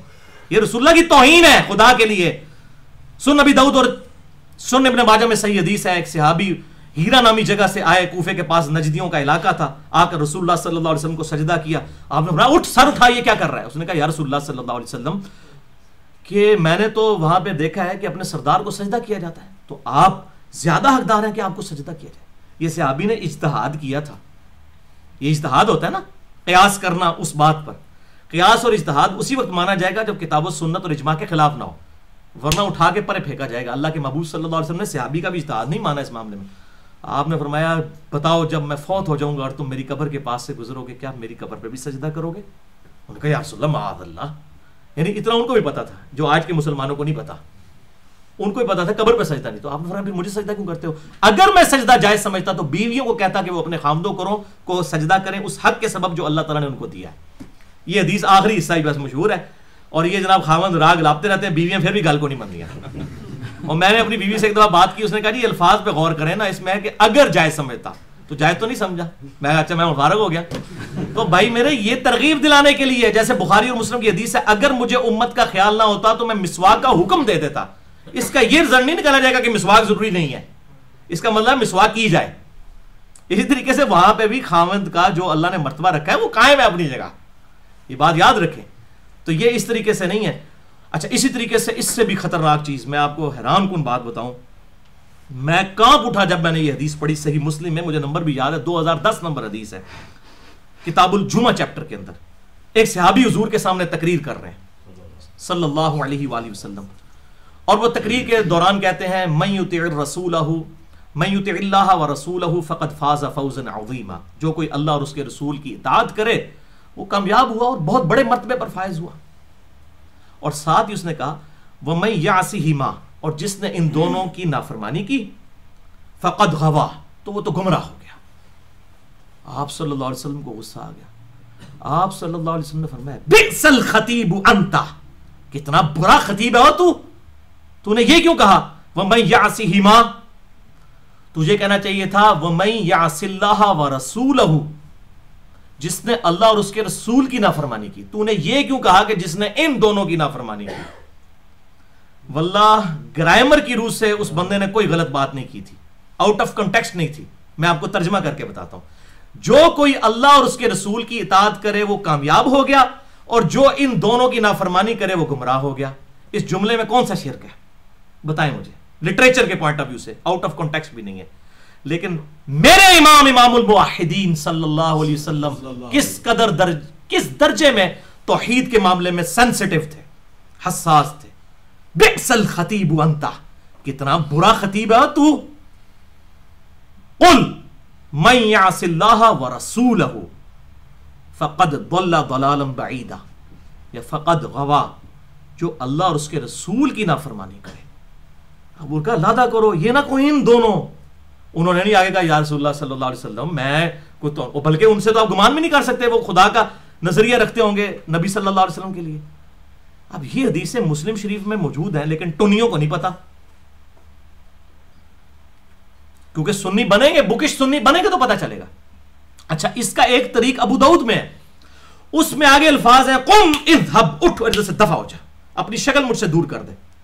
یہ آپ حالانکہ وَإِنَّكَ لَعَلَىٰ خُلُقٍ عَظِيمٍ، آپ اخلاق کے بڑے بلند درجے کے اوپر فائز تھے، لیکن یہاں آپ کو برداشت نہیں ہوا. آپ نے اس کو وہاں سے کہا اس ٹائم تے اپنی بتھی تو میرے تو دور کر دے، یہ تو گل کیوں کی تھی، اپنی شکل یہاں سے لے کے غائب ہو جا. تو یہ یہاں پر جناب شعر کہہ رہے ہوتے ہیں خدا کا پکڑا چھڑائے محمد، محمد کا پکڑا چھڑا کوئی نہیں سکتا، نعوذ باللہ. اور پھر حدیث شفاعت کے ساتھ اسے ریلیٹ کریں، خدا کے لیے شفاعت دھونس کے ساتھ نہیں ہے بلکہ اللہ کے اذن کے ساتھ ہے. اور رسول اللہ صلی اللہ علیہ وسلم یہ بات سنیں تو یقین کریں کہ ان کو اپنی مجلس سے نکال کے باہر پھینک دیں جو لوگ اس قسم سے خدا اور اس کے رسول کا مقابلہ کرنا چاہتے ہیں. اللہ اور اس کے رسول ایک آرگینک ہول ہے، ان کی دعوت ایک ہے، ان کو ایک دوسرے کے مقابلے پر تو نہ کھڑا کریں. اللہ کے محبوب صلی اللہ علیہ وسلم اسی کی شفاعت کریں گے جس کے بارے میں اللہ تعالیٰ اذن دے گا، دھونس کے ساتھ تو نہیں کریں گے نعوذ باللہ. حدیث شفاعت میں میرا پورا لیکچر ہے، مسئلہ نمبر 88B، 1.25 گھنٹے کا، جسے شوق ہو تو وہ دیکھ سکتا ہے. لیں جی تیسرا سوال. ہاں جی یہ بڑا کوڑا سوال ہے، پھر منو ڈر پہ لگتا ہے کہ میں بولا کہ نہ بولا. ٹھیک ہے جی پھر سنو. کیا شادی کے بعد عورت اپنے نام کے ساتھ خاوند کا نام لگا سکتی ہے اور باپ کا نام بدل سکتی ہے؟ اچھا یہ بھائیو آج کل علماء عرب کی طرف سے یہ فتنہ اٹھایا گیا ہے. پاکستان میں بھی چند غیر مقلد قسم کے علماء، بلکہ کہنا چاہیے مقلد بھی اور غیر مقلد بھی، اہل حدیث کی بات نہیں کر رہا، مقلد اور غیر مقلد، جو اپنے ان علماء کے اندھے مقلد ہیں یا جن کو بیچاروں کو سینس نہیں، فقہ نہیں دین کی، انہوں نے بھی ایک فتنہ کھڑا کیا ہے کہ اگر کسی کی شادی ہو جائے تو وہ شادی کے بعد اپنے خاوند کا نام اگر لگا لے گی اپنے نام کے ساتھ تو وہ کہتے ہیں جو بخاری اور مسلم میں وعیدیں آئی ہیں وہ اس کے اوپر فٹ ہو جائیں گی. نعوذ باللہ من ذالک. میں وہ حدیثیں بھی بتاتا ہوں اور پھر میں اس کا بتاتا ہوں انہوں نے کس طریقے سے غلط فہم اس کا لیا ہے. یہ بالکل اس طریقے سے ہے ہی نہیں تھی بات. میرا خیال ہے شناختی کارڈ بھی کبھی نہیں پڑھا، اس پہ لکھا ہوتا ہے خاوند کا نام، یہ نہیں لکھا ہوتا باپ کا نام. ٹھیک ہے بےچارے اب ان پڑھ ہیں، ان کو تو پڑھے لکھے تو ہے نہیں نا، یہ بھی بہت بڑا مسئلہ ہے نا. تو وہ اب آپ اس بات کو سمجھ لیں جو آؤٹ آف کانٹیکسٹ انہوں نے کوٹ کی ہے. بخاری اور مسلم کی متفق علیہ حدیث ہے سیدنا مولا علی رضی اللہ تعالیٰ عنہ علیہ السلام سے. کہ ان سے کسی نے پوچھا کہ بتائیے کہ رسول اللہ صلی اللہ علیہ وسلم نے کیا آپ کو کوئی خاص علوم سکھائے تھے؟ میں نے علم لدنی والا لیکچر مسئلہ 55A میں بھی اس حدیث کو پورا بریف کیا، یا میں صرف اس کا ایک ٹکڑا پڑھنے لگا ہوں۔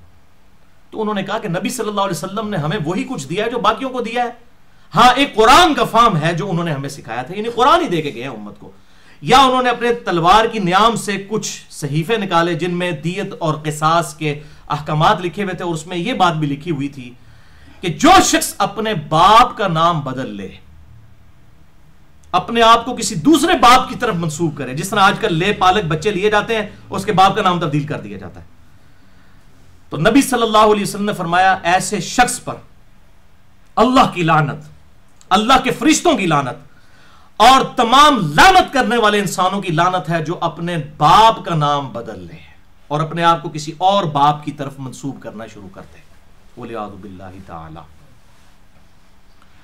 اسی طریقے سے ایک اور حدیث ہے، وہ بھی بخاری اور مسلم کی متفق علیہ حدیث ہے، اس کا مجھے بائی چانس نمبر بھی یاد ہو گیا کیونکہ میں نے اتنی دفعہ پچھلے دنوں میں یہ جواب دیا ہے۔ صحیح بخاری میں 6767 یعنی 6767 اور مسلم میں ہے 229 نمبر، اور مسلم میں اس کا کانٹیکسٹ بھی موجود ہے۔ بخاری اور مسلم دونوں میں حدیث ہے کہ آپ صلی اللہ علیہ وسلم نے فرمایا جس شخص نے اپنے آپ کو اپنے باپ کے علاوہ کسی اور باپ کی طرف منسوب کر دیا، اپنے باپ کا نام بدل دیا، ایسے شخص پر اللہ تعالیٰ نے جنت حرام کر دی ہے، وَلِعَاذُ بِاللَّهِ تَعَالَى۔ یہ عرب کے اندر تھی اس طرح کی چیزیں، اس کو کنڈیم کیا گیا۔ سب سے پہلے تو رسم توڑی گئی نا قرآن حکیم کے ذریعے، آپ کے جو غلام تھے زید ابن حارثہ، ان کو زید ابن محمد کہا جاتا تھا، حالانکہ محمد صلی اللہ علیہ وسلم کے باپ تو نہیں تھے۔ تو اللہ تعالیٰ نے سب سے پہلے تو اس کو کنڈیم کیا کہ منہ بولا رشتہ کوئی نہیں، سورۃ الاحزاب پڑھ کے دیکھ لیں۔ پھر اللہ نے کیٹاگوریکل فیصلہ کیا، ما کان محمد ابا احد من رجالکم ولکن رسول اللہ وخاتم النبیین، محمد صلی اللہ علیہ وسلم تم مردوں میں سے کسی کے باپ نہیں ہے، زید ابن حارثہ ان کا وہ مرد ہے، ان کا کوئی بیٹا مرد کی کیٹیگری میں فال نہیں کرے گا، بچے بچپن میں تینوں فوت ہو گئے، کسی مرد کے باپ نہیں، وہ تو اللہ کے رسول ہے اور خاتم النبیین ہے۔ کیا مطلب؟ خاتم النبیین کا تقاضا ہے کہ آپ کا بیٹا جوانی تک نہ پہنچے، ورنہ وہ بھی پیغمبر ہوتا، کیونکہ اگلے انبیاء کو اللہ نے یہ پروٹوکول دیا ہے نا، تو آپ صلی اللہ علیہ وسلم کو بھی یہ پروٹوکول ملتا ہے، اس لیے آپ کسی مرد کے باپ نہیں۔ پھر ان کو زید ابن محمد کی بجائے زید ابن حارثہ، اور پھر اس کو اوپر بھی جب انہوں نے اپنی بیوی کو طلاق دی تو اللہ تعالیٰ نے حضرت زینب کے ساتھ نکاح کر دیا، اور فرمایا یہ ہم نے اس لیے کیا تاکہ یہ رسم ہمیشہ کے لیے ختم کر لیں کہ منہ بولا رشتہ کوئی نہیں ہوتا، تو لوگ یہ نہ کہیں کہ جناب آپ نے اپنے بہو کے ساتھ شادی کر لی، وہ آپ کی بہو ہے ہی نہیں تھی، وہ تو منہ بولا بیٹا تھا۔ تو یہ باپ کا نام بدلنا خدا کے لیے فکر سے کام لیں، سنی بنو ٹنی نہ بنو، اپنی عقل بھی استعمال کرو۔ باپ کا نام بدلنا یہ ہے کہ اگر کسی شخص کے کوئی باپ کا نام ہے، مثال کے طور پر کوئی عورت ہے، اس کا نام ہے عائشہ بنت خالد، عائشہ خالد کی بیٹی، اب سپوز اس کی شادی جو ہے وہ کسی جو ہے وہ عمر نامی لڑکے کے ساتھ ہو جاتی ہے، تو اگر اب وہ عائشہ عمر لکھ دیتی ہے اپنے آپ کو، پہلے عائشہ خالد تھی اب عائشہ عمر، تو یہ باپ کا نام نہیں بدلا اس نے، باپ کا نام تب بدلا جائے گا جب وہ لکھے عائشہ بنت عمر، یا وہاں پہ بھی والد کی نام کی جگہ اس کا عمر، تو کوئی بیوقوف ہوگا یہ لکھے گا؟ مولوی بیچارہ میٹرک پاس بھی نہیں ہوتا، اکثر تو بیچارے اسکول سے بھاگے ہوتے ہیں، پڑھ نہیں سکتے تو لوگ مدرسوں میں داخل، اس بیچارے کو یہ سمجھ کہاں سے آئے گی؟ وہ لکھا ہوتا ہے خاوند کا نام، تو عائشہ عمر اگر لکھتے اس نے نام نہیں بدلا اپنے باپ کا۔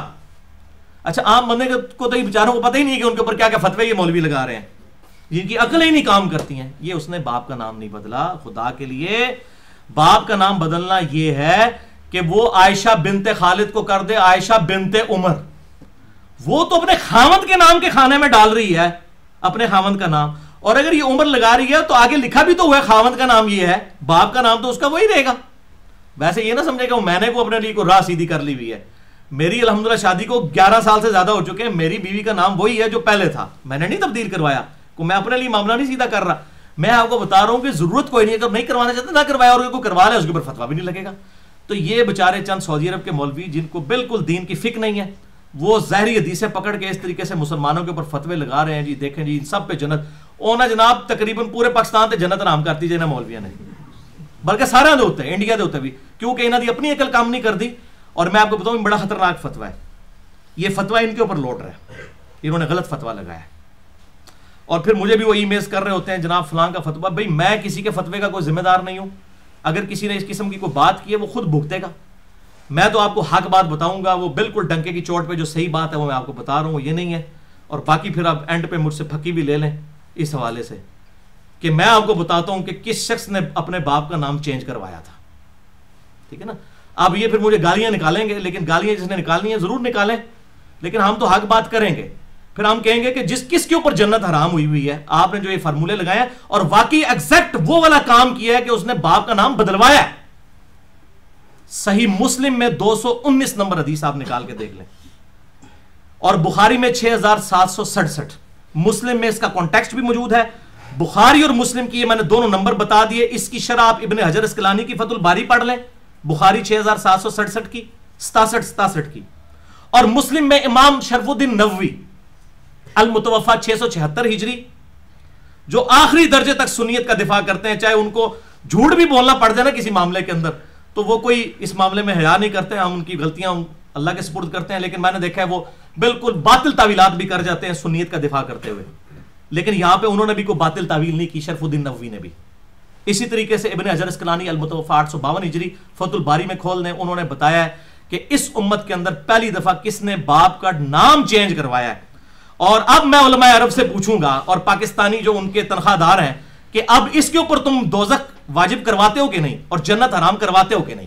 اب یہ تمہارا امتحان ہے اس معاملے میں. صحیح مسلم میں 219 نمبر حدیث, بخاری میں 6767.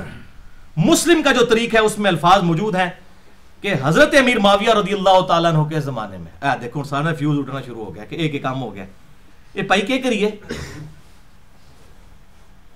مسلم شریف کے اندر الفاظ موجود ہیں کہ یہ کس زمانے کے اندر یہ بات ہوئی ہے. حضرت معاویہ کا نام نہیں ہے, لیکن اس کی شرح کے اندر سب نے لکھا ہے, اور اس پہ کوئی دوسری رائے نہیں ہے. اس میں الفاظ یہ ہیں کہ ابو بکرہ جو صحابی تھے رضی اللہ تعالیٰ عنہ, ابو بکرہ, ایک ہے ابو بکر, ایک ہے ابو بکرہ. ابو بکرہ رضی اللہ تعالیٰ عنہ کی جو والدہ تھیں سمیہ تھیں, ایک تو ہے سمیہ عمار ابن یاسر کی والدہ, یہ اور سمیہ,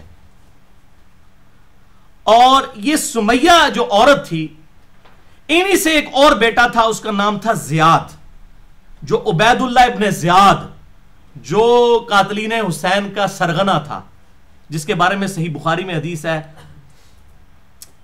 3748 کے حسین علیہ السلام, اس پہ امام بخاری نے لکھا ہے حسین علیہ السلام سیدنا حسین کے ساتھ, ان کا سر کاٹ کر جب عبید اللہ ابن زیاد کے سامنے لا کے رکھا گیا. یہ عبید اللہ ابن زیاد یہ خود بھی ابن مرجانہ, یہ خود بھی ولد الزنا تھا, اس کا باپ بھی ولد الزنا تھا. یہ سارے گستاحان رسول ایسے ہی ہوتے ہیں. زیاد کی والدہ اور ابو بکرہ صحابی کی والدہ یہ دونوں ایک تھی سمیہ. تو ابو بکرہ کے پاس صحیح مسلم 219 نمبر حدیث کتاب الایمان والے چیپٹر میں ایک بندہ آتا ہے شکایت لے کے, وہ کہتا ہے دیکھو کہ تیرے پرانو دیکھو انہیں نام ہی بدل دیتا گیا ہے. اب اس کو زیاد بن سمیہ کی بجائے زیاد بن ابی سفیان کہنا شروع کر دیا تھا لوگوں نے. تو ابو بکرہ کو آگے کہہ رہے ہیں کہ یار تجھے نہیں پتا کہ رسول اللہ صلی اللہ علیہ وسلم نے فرمایا تھا جس نے اپنے باپ کا نام بدل لیا اس پہ جنت حرام ہے. تو ابو بکرہ نے کہا کہ مجھے تو خود پتا ہے, میں نے سعد ابن ابی وقاص سے اور رسول اللہ صلی اللہ علیہ وسلم سے یہ خود حدیث سنی ہوئی ہے کہ جس نے اپنے باپ کا نام بدلا تو وہ دوزخ میں جائے گا. اسی کی شرح میں امام نووی ابن حجر اسقلانی نے بڑی ڈیٹیل کے ساتھ لکھ دیا ہے. اس کے بعد ابو بکرہ نے اپنے بھائی کے ساتھ پوری زندگی کلام نہیں کیا جس نے اپنے باپ کا نام بدل لیا. اور پھر ابن حجر اور امام نووی کیا لکھتے ہیں کہ حضرت علی رضی اللہ تعالیٰ عنہ کا یہ بڑا قریبی بندہ تھا زیاد. جب تحکیم کے مسئلے کے بعد اختلاف کھڑا ہوا تو حضرت معاویہ نے اسے اپنے ساتھ ملانے کے لیے جو ہے وہ یہ ایک چال چلی کہ اس کو حضرت علی سے ہٹا کے اپنے ساتھ ملا لیا جائے. اور ابن حجر نے پورا لکھا ہے کہ حضرت ابو سفیان رضی اللہ تعالیٰ عنہ کے سامنے جب زیاد کے باپ کا ذکر ہوتا تھا تو ابو سفیان کہتے تھے مجھے اگر حضرت عمر کا ڈر نہ ہو تو میں بتا دوں کہ اس کا باپ کون ہے. اصل میں وہ خود تھے, کیونکہ انہوں نے زمانے جاہلیت میں اس کی ماں کے ساتھ زنا کیا ہوا تھا اور اس سے زیاد پیدا ہوا تھا. حضرت عمر سے ڈرتے تھے تو نام نہیں بتاتے تھے حضرت ابو سفیان کہ اس کا باپ میں ہوں. پھر حضرت معاویہ کا دور آیا تو حضرت معاویہ نے جو ہے وہ خط لکھا کہ زیاد تو میرے ساتھ مل جا, میرے باپ نے تیری ماں کے ساتھ زنا کیا تھا تو میرا بھائی ہے. استغفر اللہ. تو بخاری اور مسلم کی متفق علیہ حدیث ہے کہ اولاد اس کی ہوتی ہے جس کے بسترے کے اوپر پیدا ہو، چاہے وہ ولد و زنا ہوگی، کاؤنٹ اس کے کھاتے میں ہوگی. حرامی جو شخص ہوگا اس کو آپ یہ کہیں کہ یہ میرا بھائی بن گیا. اب یہ انہوں نے بھائی بنا لیا اس کو زیاد بن ابی سفیان کہا جانا شروع ہو گیا، اور پھر وہ حضرت علی سے ٹوٹ کے جو ہے وہ لگ گیا حضرت معاویہ کے ساتھ، اور بعد میں اس کے بیٹے نے بھی کام ڈال دیا. یہ ہے ان لوگوں کی ہسٹری. تو اب میں یہ علماء عرب کو بھی پھکی دیتا ہوں کہ امت کو بتائیں کہ امت میں یہ زیاد بن ابی سفیان، تو زیاد نے اپنے باپ کا نام بدلا نا، یہ تو اس نے بدلا، اس پہ تو حدیث فٹ کرے نا یہ والی. اور جس نے بدلوایا وہ اس سے بڑا مجرم، جس نے اس کو اس غلطی کی طرف لگایا وہ اس سے بڑا مجرم. تو اب میں ان سے پوچھتا ہوں کہ ہاں جی تسی تے جناب ساڑھے نگاہ پہ توڑواندے پھر رہے ہو، اور اتنے لوگوں نے پاکستانی انڈیا دے ہوتے فتوے لگا رہے ہو جنت اور دوزخ دے. پہلے تسے پائی جی اپنے گھر دی خبر لو کہ یہ ہے وہ حقیقت. تو میں نے اسی لیے جو ہے الحمدللہ یہ میری ایمانداری ہے کہ میں ریکارڈنگ کے ساتھ اس چیز کو بالکل واضح کر دوں. اور میں ان کو اب پھکی بھی اس حوالے سے ایک اور دے دیتا ہوں. یہ پھکی نہیں تھی ابھی، پھکی باقی ہے، اینٹی وینم نظامی جواب باقی ہے کہ یہ جو جی اپنے باپ کے نام کو بدل دیں. ہماری ایک ماں ہے ام سلمہ، نام سنا ہوا آپ نے، رضی اللہ تعالی عنہ. یہ سب سے آخر میں حضور صلی اللہ علیہ وسلم کی بیوی ہیں جو فوت ہوئی ہیں. واقعہ کربلا بھی ان کی زندگی میں ہوا تھا. ان کا نام کیا ہے؟ ام سلمہ، سلمہ کی ماں. اب انہوں نے جب نبی صلی اللہ علیہ وسلم کے ساتھ شادی کی تو اس کے بعد تو انہیں اپنے آپ کو کسی اور کی طرف منسوب نہیں کرنا چاہیے تھا نا. یہ تو ہونا چاہیے تھا کہ میں بیوی ہوں نبی صلی اللہ علیہ وسلم کی. ام سلمہ کیوں؟ اپنے باپ کے ساتھ بھی منسوب نہیں کیا، الٹا اپنی اولاد کے ساتھ اپنے آپ کو منسوب کرنا شروع کر دیا. تو اس قسم کی کنیت رکھنے سے کوئی فرق نہیں پڑتا، وہ زوجۃ الرسول ہی رہیں گی. اس طریقے سے ایک اور صحابیاں ہیں ام سلیم. سلیم عربی میں کہتے ہیں، عربی میں ہم سلیم لفظ بولتے ہیں، اردو میں سلیم. اب سلیم جو ان کا بیٹا ہے وہ ام سلیم ہے. اب انہوں نے اپنے باپ کے نام کی جگہ، ان مولوی ہوتے ہیں نا آج کل ان پڑھ جاہل مولوی، یہ کہنا جی باپ کا نام ہٹا کے دیکھیں بیٹے کا نام لگا دیا ہے، ام سلیم ہوتے بھی جناب دوزخ واجب کروا دیں دے. حالانکہ بخاری اور مسلم کی حدیث ہے یہ وہی ہیں جن کے گھر آپ صلی اللہ علیہ وسلم کیلولا کرتے تھے اور آپ کا یہ پسینہ مبارک خوشبو کے لیے جمع کرتی تھی ام سلیم. یہ آپ صلی اللہ علیہ وسلم کی آپ سمجھے ایک بوڑھی اماں کی ایکویلنٹ تھی. آپ ان کا اتنا احترام کیا کرتے تھے، ان کے گھر میں سویا بھی کرتے تھے جا کے. ام سلیم تو یہ ان کے اوپر فتویٰ لگائیں گے جی آپ نے تو اپنے باپ کا نام بدل لیا ہے، سلیم تو آپ کا بیٹا ہے، آپ کو اپنے باپ کا نام تلاش کرنا چاہیے. تو باپ کی جگہ چاہے بیٹے کا نام لگائیں چاہے خامد کا نام لگائیں، لگتے بشکاری ہے نا بھائی جی. ٹھیک ہے نا. نام بدلا یہ بدلنا نہیں ہے میرے بھائیوں. نام بدلنا یہ ہے کہ کوئی شخص عائشہ بنت خالد اپنے آپ کو عائشہ بنت عمر کر دے، یہ ہوگا بدلنا، ادروائز بدلنا نہیں ہوگا. عقل کے ناخن لیں اور ان مولویوں کے چنگل سے بچیں. ان بچاروں کو جو ہے پورا سے علم ہے، اللہ تعالیٰ ان کو ہدایت دے. اب اس ریکارڈنگ کے بعد پھر انہوں نے مجھے گالیاں نکالنی ہیں کہ یار علی نے ایک اور گل دس دیتی ہے. بھائی اسی تے دساں گے، یہ بلاد اللہ نے چھڑ دیتی تواڈے اوتے، حق گل کریں گے بھائی جی، بالکل صحیح کریں گے. منو گالاں کرنے دی بجائے سب سے پہلے امام بخاری کو نکالیں، پھر امام مسلم کو نکالیں، پھر امام ابن حجر کو نکالیں، پھر امام نووی کو نکالیں. میرا نمبر تے بھائی بات چاہتا ہے، چور تو پہلے چور دی ماں نو مارو. تو یا میں کلیئر کٹ کہنا کہ تسی سارے سنی نہیں ہو، ٹنی ہو، اپنے بابیا بزرگاں دے پیچھے چل رہے ہو. اصل سنی ہے بندہ ہے جڑا تانوں کتاب و سنت کے مرد سے کتاب سے حوالہ دیتا ہے. جائیں کھولیں بخاری کی شرح 6767 پڑھیں اور مسلم 219 کی شرح پڑھ لیں، آپ کو پتہ چلے گا اس امت میں سب سے پہلے یہ بدعت کس نے جاری کی، اور دوزخ والی بدعت کہ باپ کا نام چینج کروا دیا. زیاد کا نام جو ہے زیاد بن ابی سفیان کر دیا معاویہ بن ابی سفیان نے. یہ انہوں نے یہ کام کیا ہے. ٹھیک ہے جی. تو یہ میں نے الحمدللہ اس حوالے سے حق بھی ادا کر دیا. اب آ جائیں جی چوتھا کوسچن آج کا. مسند امام احمد اور المستدرک للحاکم کی صحیح پروننسیشن کیا ہے؟ بعض اوقات آپ بھی غلط لفظ بولتے ہیں اور علماء کرام، اچھا میرے منہ سے اکثر علماء کرام نکل جاتا ہے، میں نے سوچا ہے علماء کرام یعنی عزت والے علماء آپ کی غلطیاں نکالتے ہیں. ظاہر ہے جی علماء نے تو یہی غلطیاں نکالنی ہیں. علماء کا تو کام یہ ہے کہ وہ زبر زیر کی غلطیاں پکڑتے ہیں، حالانکہ ان کی اپنی حالت یہ ہے کہ ان کی اکثریت رضی اللہ تعالیٰ عنہ کہتی ہے، حالانکہ رضی اللہ تعالیٰ عنہ کوئی لفظ ہی نہیں عربی میں، رضی اللہ عنہ ہے. ہاں اردو میں کہیں آپ اللہ ان سے راضی ہوا، پھر تو راضی لفظ ٹھیک ہے. عربی میں تو ضاد ہے. امام کعبہ کی پروننسیشن سن لیں، وَلَضَّالِّينَ غَيْرِ الْمَغْضُوبِ عَلَيْهِمْ وَلَضَّالِّينَ آمین. تو یہ رضی اللہ تعالیٰ عنہ کو رضی اللہ تعالیٰ عنہ کہتے ہیں. یہ پروننسیشن اس میں کو ہم کہتے ہیں لحن جلی. लहन जली सिर्फ जबर ज़ेर की गलती नहीं होती है, प्रोनाउंसिएशन के वर्ड्स की गलती भी लहन जली होती है। मसलन अगर कोई कहता है उल का मतलब है कह दीजिए, इसको अगर मैं काफ कश से पढ़ता हूं जो अक्सर लोग कहते हैं कुल, इसका मतलब है खा लो अल्लाह एक है, उसका मतलब है कह दो अल्लाह एक है। अब इस किस्म की गलतियां भी तो होती हैं। काफ और काफ का फर्क करना, हा और हा का फर्क करना, सीन स्वाद और था का फर्क करना, ये सारे के सारे फर्क जो है ये भी तो लहने जली हैं। सिर्फ जबर ज़ेर की गलतियां निकालते हैं। और जबर ज़ेर की गलतियां, मुझे अगले दिन एक बंदे ने ईमेल की, एक बरेलवी आलिम को आपको फातिहा खल्फुल इमाम वाला लेक्चर दिया, उन्होंने कहा कि जनाब देखें ये इन्होंने उबादा इब्ने सामत पढ़ दिया, ये लफ्ज सामित है। और भाई सामत हो या सामित हो, हदीस तो ही रहनी है ना भाई। और ये हो जाता है, उर्दू में हम पढ़ रहे होते हैं इस किस्म की गलतियां। मैं की फिर मैंने उसको पकी भी दे दी। मैंने कहा तुम्हारे सारे उलमा कैटेगोरिकली अहमद रजा खान बरेलवी कहते हैं, रजा लफ्ज ही नहीं है, लफ्ज है रिजा, मर्जी। मुझे एक मौलवी बताओ जो रिजा लफ्ज बोलता हो। ना तो मैं भी रजा ही बोलते हैं हम, रजा। अब मैं गलती निकालनी शुरू कर दूं, मैं तो सारे बरेलवियों को एक कलम से फारिग कर दूंगा, इनके सारे मौलवियों को जो कहते हैं अहमद रजा बरेलवी साहब, ये है अहमद रिजा। तो सारे फारिग हो जाएंगे। इस किस्म की गलतियां निकालना ये हमें अल्हम्दुलिल्लाह पता होती है, लेकिन हम उर्दू में चूंकि बोल रहे होते हैं।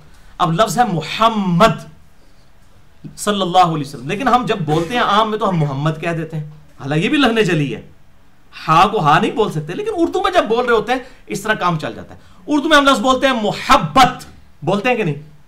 मुहब्बत, ये लफ्ज मुहब्बत नहीं है, लफ्ज है महब्बत, मीम पे जबर है, इसीलिए महबूब लफ्ज होता है, महब्बत। अब एक बंदा मुझे कहे जी मुझे अल्लाह और उसके रसूल से मोहब्बत है, और हम यही कहते हैं बड़ी मोहब्बत है, और मैं को नहीं, देखो जी ये मोहब्बत नहीं दुश्मनी होगी, इसने लफ्ज ही बदल दिया।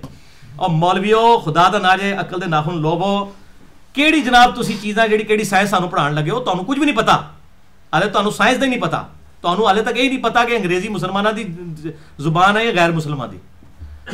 तो इस तरीके से कई अल्फाज हैं जो उर्दू में हम बोलते हैं। अच्छा, इस तरह हम कहते हैं कि फलां के इखलाक बड़े अच्छे हैं, ये लफ्ज इखलाक नहीं होता, अखलाक होता है। मैं अक्सर बोलता था लफ्ज सहीउल अस्नाद अहादीस, ये लफ्ज है सहीउल इस्नाद, तो कोई फर्क नहीं पड़ता मेरे भाई। हम कहते हैं अल्लाह और उसके रसूल की इताअत करो, लफ्ज है इताअत करो, अलिफ के नीचे ज़ेर है। अच्छा, हम ये कहते हैं हज्जतुल विदा, हम किसी को कहते हैं ना विदा किया, अब ये लफ्ज गलत है, यह हज्जतुल वदा, वाव के ऊपर ज़बर है। ओ भाई केड़ी केड़ी गलती कटोगे, खुदा का नाम है, आप उस लफ्ज को पकड़े, वरना तो मैं सारे मौलवियों की गलतियां निकाल के परे करूंगा। इस किस्म की चीजें हमें सारी पता है अल्हम्दुलिल्लाह, लेकिन जब हम उर्दू में बोल रहे होते हैं तो ज़ाहिर उर्दू और अरबी के अंदर फर्क है। मैं अरबी में नहीं ये लफ्ज बोल रहा होता, अरबी जबर ज़ेर की गलती हो फिर अलग वाला मामला है, उर्दू में जब ये लफ्ज बोले जाते हैं। अच्छा, इसी तरीके से अक्सर लोग पंजाबी में कहते हैं जी फलाने का मुर्शद बड़ा डड है, मुर्शद, ये लफ्ज मुर्शद गलत है, लफ्ज है मुर्शिद, मुर्शद तो उलट है। नबी सल्लल्लाहु अलैहि वसल्लम हमारे मुर्शिद हैं, हमें हदायत देने वाले, और हम नबी सल्लल्लाहु अलैहि वसल्लम के मुर्शद हैं, हमें नबी सल्लल्लाहु अलैहि वसल्लम ने हदायत दी। अच्छा, कहते फलाने सैयद ने, सईदा दी गल है, सैयद लफ्ज गलत है, सैयद लफ्ज है। नबी सल्लल्लाहु अलैहि वसल्लम हमारे सैयद हैं, हमारे सरदार, और हम आप सल्लल्लाहु अलैहि वसल्लम के सैयद हैं। अब ये जबर और ज़ेर से कितना फर्क पड़ता है। ये अक्सर वो नारा लगा रहे होते हैं सैयदी मुर्शदी, आगे कहते हैं या नबी, आला होना चाहिए उम्मती उम्मती। ये सैयदी मुर्शिदी लफ्ज है, लेकिन ये मौलवी नारे भी नहीं सही करवा सके इनसे। ओ मेरे भाई, अगर इस तरीके से छोटी छोटी गलतियां हम जबर ज़ेर की निकालनी शुरू कर दें तो ये लफ्ज है मुस्नद अहमद। मैं भी कई बार बोलता था मुस्नद अहमद, अहमद हम उर्दू में जब, अब मेरे बेटे का नाम अहमद है लेकिन मैं उसको अहमद कहता हूं। अब आप सुन रहे हो कहते बड़ा औखा जी अहमद, लफ्ज तो अहमद ही है, लेकिन उर्दू में हम कहते हैं अहमद, तो गलत नहीं हो जाएगा। उर्दू में ये जो है वो आप कह रहे हैं कि एक चीज चल पड़ी है, जब एक चीज गलतुल आम होती है और उसको उस तरीके से एक्सेप्ट किया जा रहा होता है, वो चीज चल जाती है। तो ये लफ्ज है मुस्नद अहमद। इसी तरीके से अल मुस्तदरक लिल हाकिम, मुस्तदरक कहते हैं छूटी हुई हदीसें, बुखारी और मुस्लिम की छूटी हुई हदीसें इमाम हाकिम निशापुरी ने जमा की 8956। इस किताब का नाम है अल मुस्तदरक लिल हाकिम अला सहीहैन।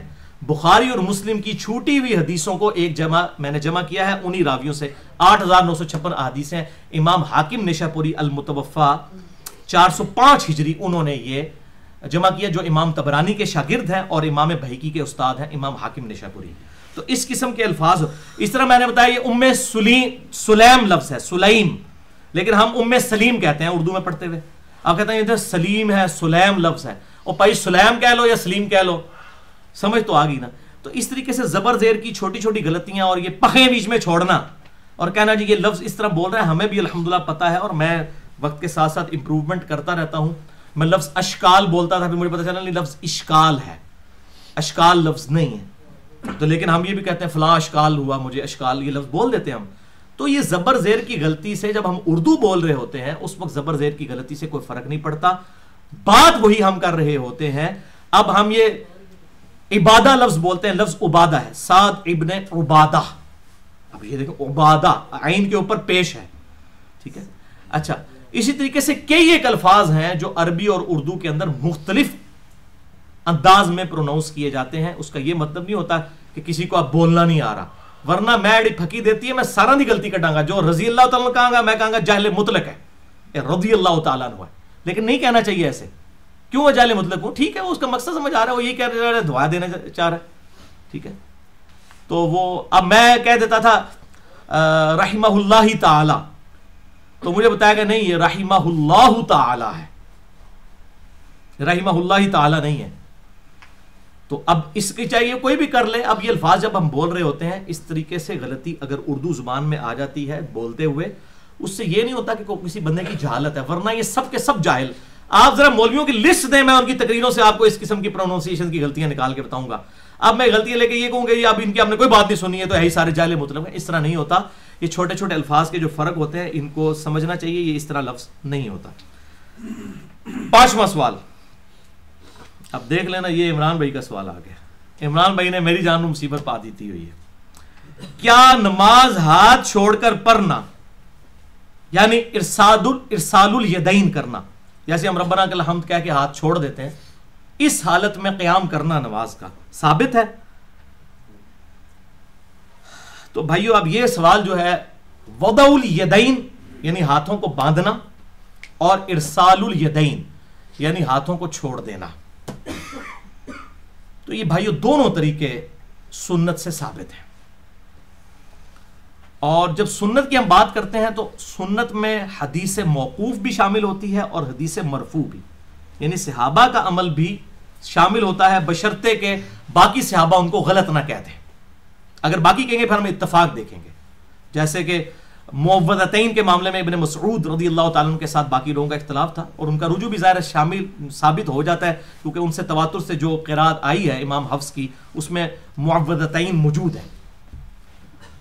تو صحابہ کا اجماع حجت ہے، یا کسی انڈیویجول صحابی کی بات بھی حجت ہو سکتی ہے اگر باقی لوگ مخالفت نہ کریں. مخالفت آ جائے پھر ہم دیکھیں گے جمہور کی رائے کیا ہے. تو ارسال الیدین یعنی ہاتھ چھوڑ کر نماز پڑھنا، نبی صلی اللہ علیہ وسلم سے بھی ایسی حدیثیں ملتی ہیں لیکن کوئی اصول محدثین پر ثابت نہیں ہے. ایک حدیث ہے سنن طبرانی کے اندر کہ نبی صلی اللہ علیہ وسلم کبھی قیام میں ہاتھ چھوڑ کر نماز پڑھا کرتے تھے، کبھی ہاتھ باندھ کر، لیکن اس میں خصیب الجحدر راوی جو ہے، خصیب بن جحدر، یہ راوی جو ہے یہ کذاب راوی ہے، اس لیے اصول محدثین پر یہ روایت صحیح نہیں ہے. لیکن امیر المؤمنین سیدنا ابو بکر الصدیق رضی اللہ تعالی عنہ وعلیہ السلام کے نواسے اور سیدنا زبیر رضی اللہ تعالی عنہ وعلیہ السلام کے بیٹے اور نبی صلی اللہ علیہ وسلم کے صحابی، جن کے بارے میں صحیح بخاری میں آتا ہے نبی صلی اللہ علیہ وسلم نے خود اپنے مبارک ہاتھوں سے ان کو گٹھی دی تھی.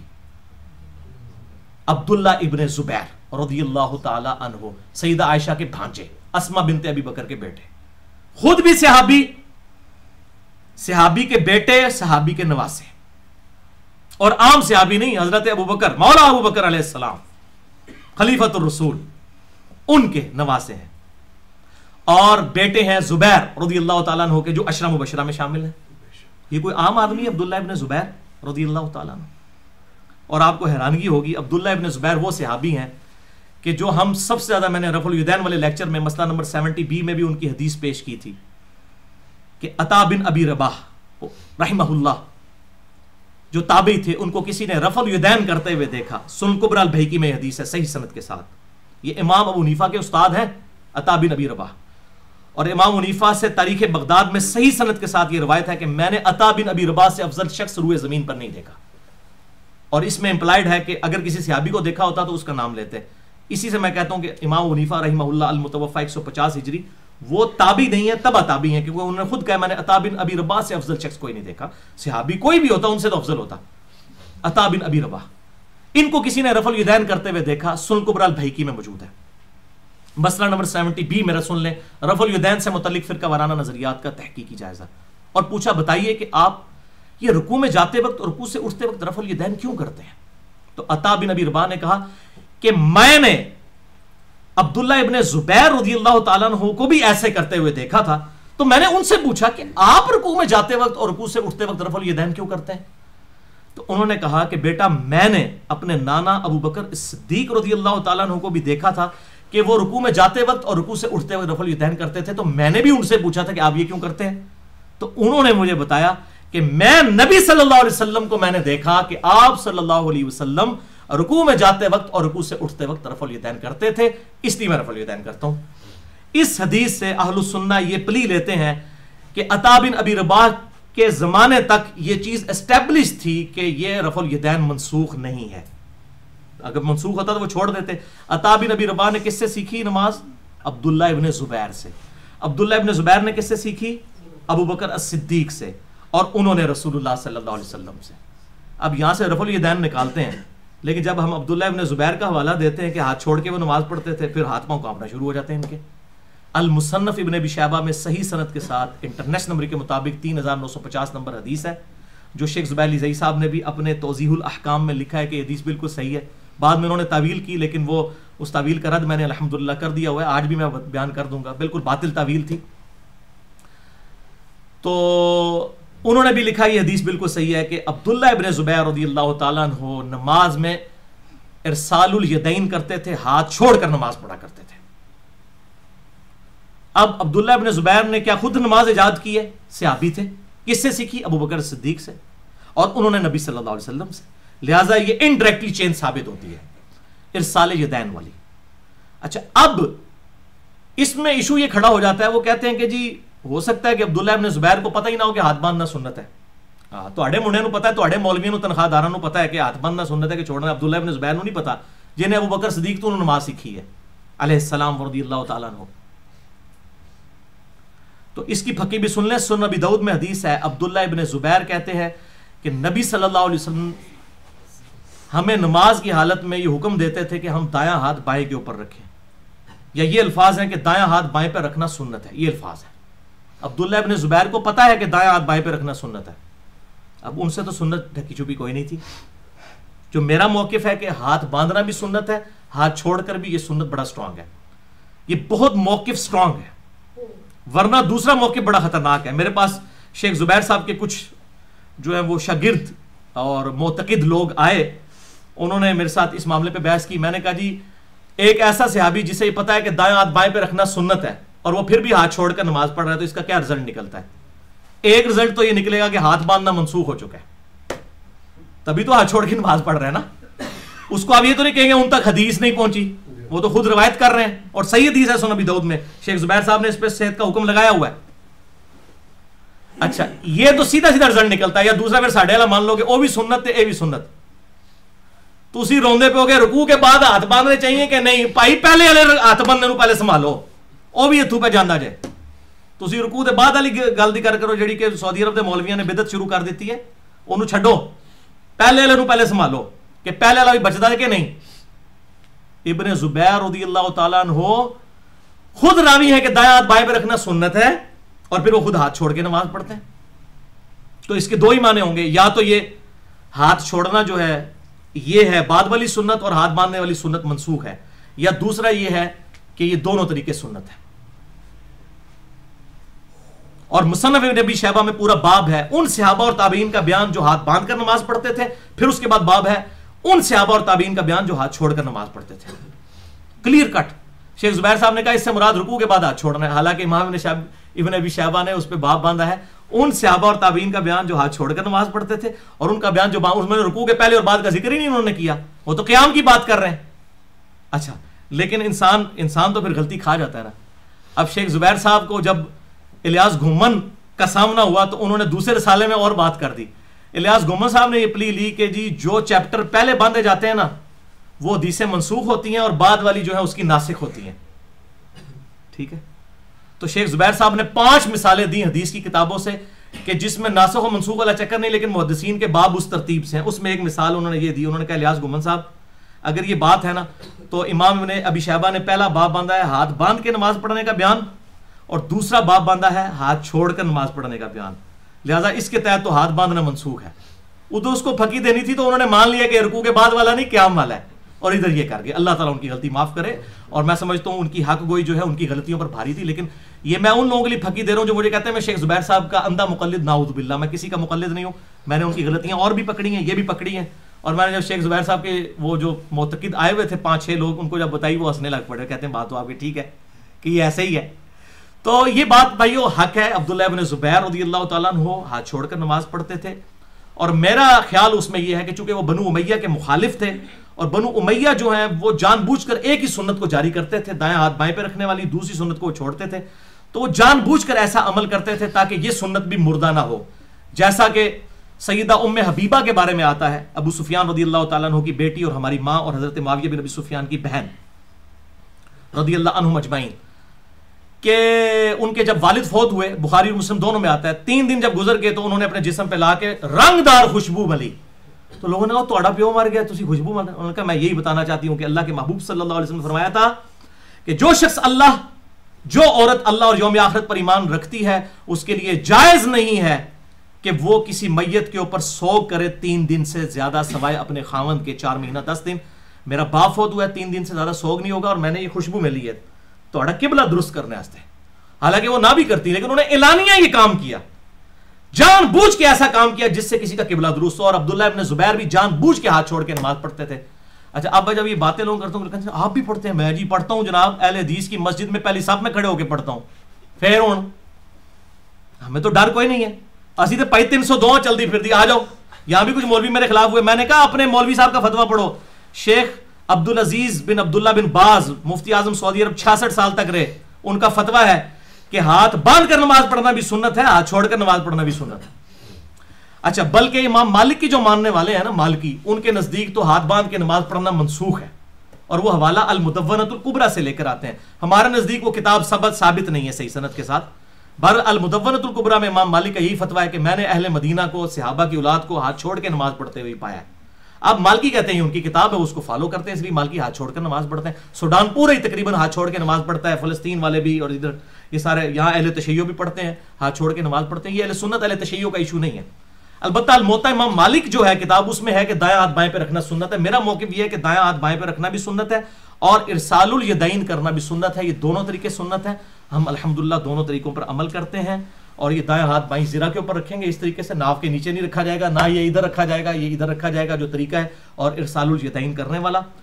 اب اس حوالے سے حق گوئی میں نے جو ہے الحمدللہ کر دی ہے. اور اس میں ایک اور بھی معاملہ سن لیں، بہت خطرناک چیز ہے، وہ میں آپ کو بتا دوں.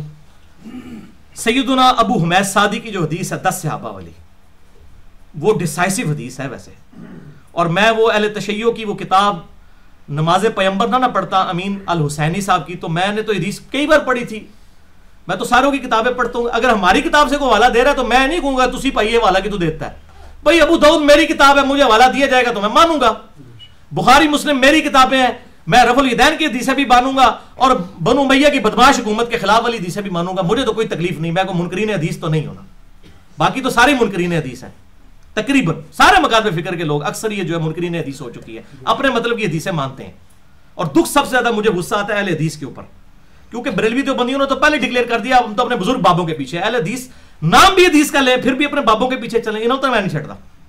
اور گستاخانہ عبارتوں میں مجھے سب سے زیادہ غصہ بریلوی دیوبندیوں پہ آتا ہے، اہل حدیث پہ کم آتا ہے. میں کہتا ہوں خصوصاً بریلویوں کے اوپر کہ آپ کو تو کہا گیا سارے گستاخ رسول ہیں، اور تواڈے جو بابیاں دے میں گستاخیاں کڑیاں نے، ہن مامے انہاں دا دفاع کردے ہو تسی.